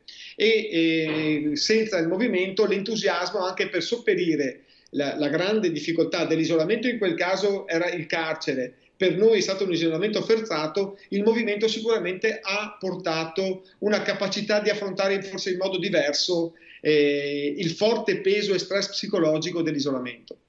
Sicuramente, peraltro, e questo ce l'hanno testimoniato delle telefonate che mi hanno molto colpito, che abbiamo avuto in queste settimane, diverse persone, proprio grazie a questi video, parliamo soprattutto di persone anziane, hanno imparato a muoversi durante il periodo del lockdown, hanno cercato quindi di fare gli esercizi, soprattutto quelli che avete pubblicato di ginnastica dolce, magari dedicate alle persone un po' più in là con l'età, e che hanno imparato a fare una ginnastica che prima non facevano e ci chiedevano, anzi continuate a mandarli anche dopo, per noi è diventato un momento della nostra giornata che magari spesso trascorrono tra le mura domestiche, a prescindere insomma dal coronavirus, è diventato un po' un appuntamento fisso, quindi sicuramente in molti hanno anche imparato a fare degli esercizi che potranno poi essere utili anche in questa fase 2, soprattutto per le persone appunto più anziane, no dottore? Guardi, vi dico una cosa, mi fa molto piacere che i cittadini abbiano apprezzato i nostri video, anche perché abbiamo dato molta attenzione a due aspetti importanti. Vede, adesso parliamo delle persone più fragili, delle persone più anziane. Le persone più anziane, quando rimangono ferme, vanno incontro a un problema che è molto grave, che è la sarcopenia, cioè una riduzione importante della massa muscolare. Questo cosa determina? Favorisce una perdita di forza e di equilibrio di quella persona e lo espone a maggior rischio di caduta. Ecco perché è estremamente importante che le persone anziane adesso nella fase 2 riprendano assolutamente a muoversi, ponendo attenzione e agli esercizi di equilibrio, e noi li abbiamo inseriti all'interno dei nostri video, e soprattutto agli allenamenti per la forza muscolare. Perché? Perché altrimenti il pericolo è, ritornando a vita normale, uscendo per strada magari, camminando su una superficie sconnessa, se viene a mancare forza e viene a mancare equilibrio, espone quel soggetto ad una caduta più rapida. Le dico un esempio, guarda, lo dico mia madre è caduta, una delle sue prime uscite è caduta, è andata in cimitero ed è scivolata probabilmente sul terreno che era sconnesso. Cosa voglio dire? Che le persone anziane devono stare particolarmente attente che nella fase 2 di ripresa stiamo lavorando con la direzione prevenzione per fare delle linee di indirizzo proprio per gli over 65, per cercare di consigliare una ripresa graduale. Perché?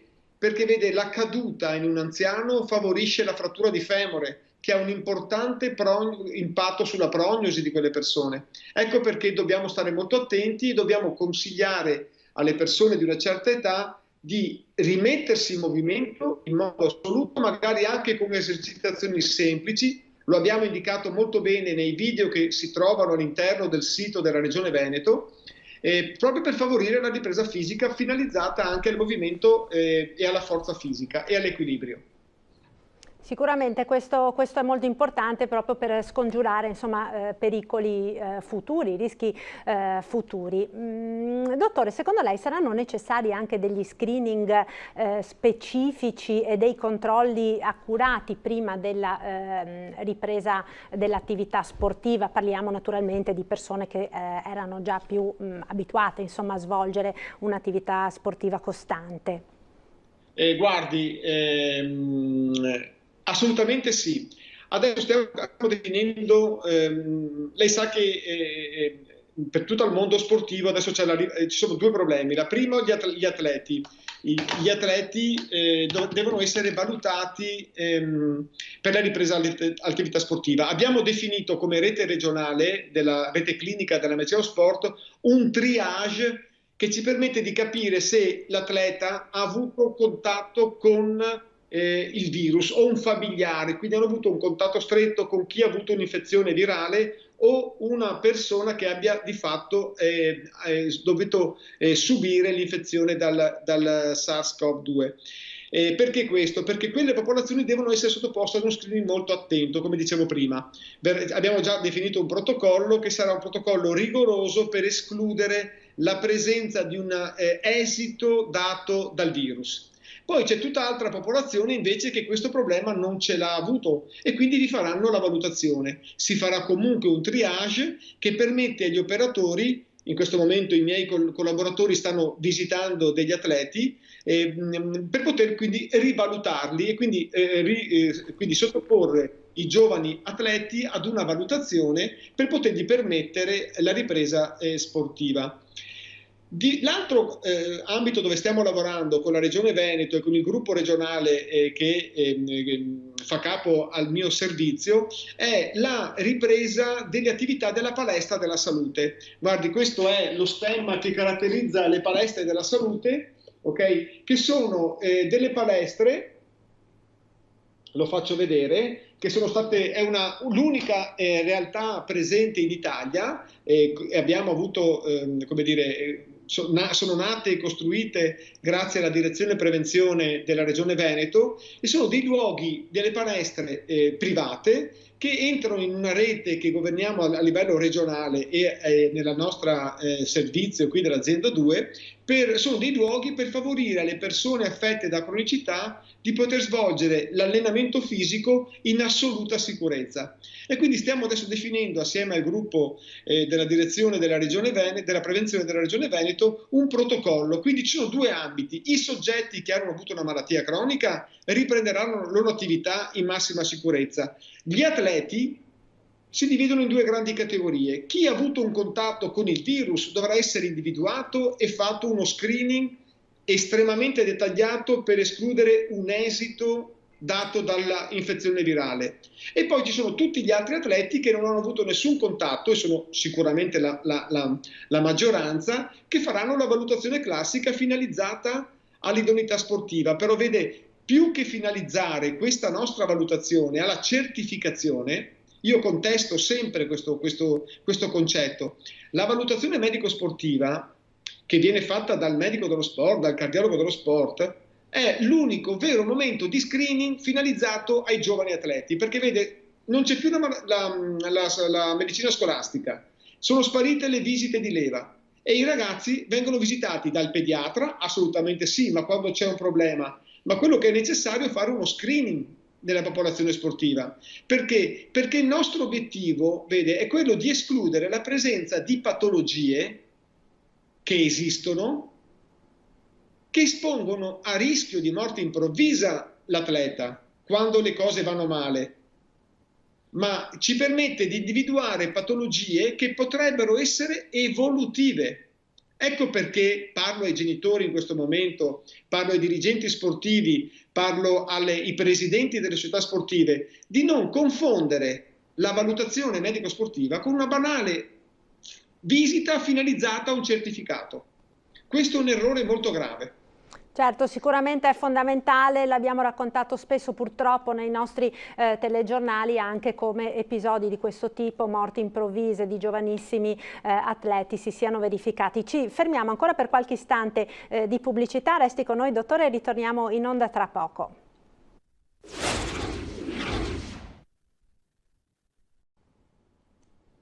Eccoci nuovamente in studio, in diretta con l'edizione straordinaria dei nostri telegiornali per parlare di medicina dello sport con il primario della medicina dello sport dell'ULSS 2 della Marca Trevigiana, dottor Patrizio Sarto. Dottor Sarto, allora stavamo dicendo prima della pubblicità dell'importanza delle visite per l'idoneità sportiva che vengono effettuate soprattutto nei bambini e nei ragazzi, perché consentono anche di individuare precocemente delle patologie potenzialmente evolutive. Vuole spiegarci meglio di che cosa si tratta, dottore?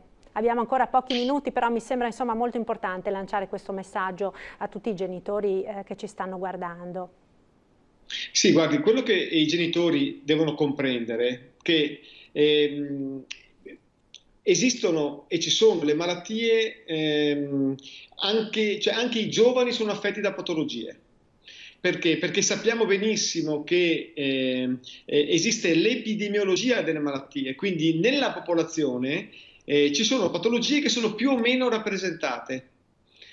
Questo non significa assolutamente nulla, e vorrei fare un appello ai genitori, perché delle volte diventa veramente molto difficile far comprendere il significato di una valutazione come la nostra. Perché? Perché il genitore pensa che il suo figlio, perché è considerato completamente asintomatico, stia bene. Purtroppo non è così, se no non avrebbe senso tutta la valutazione e lo screening che facciamo nei vari ambiti.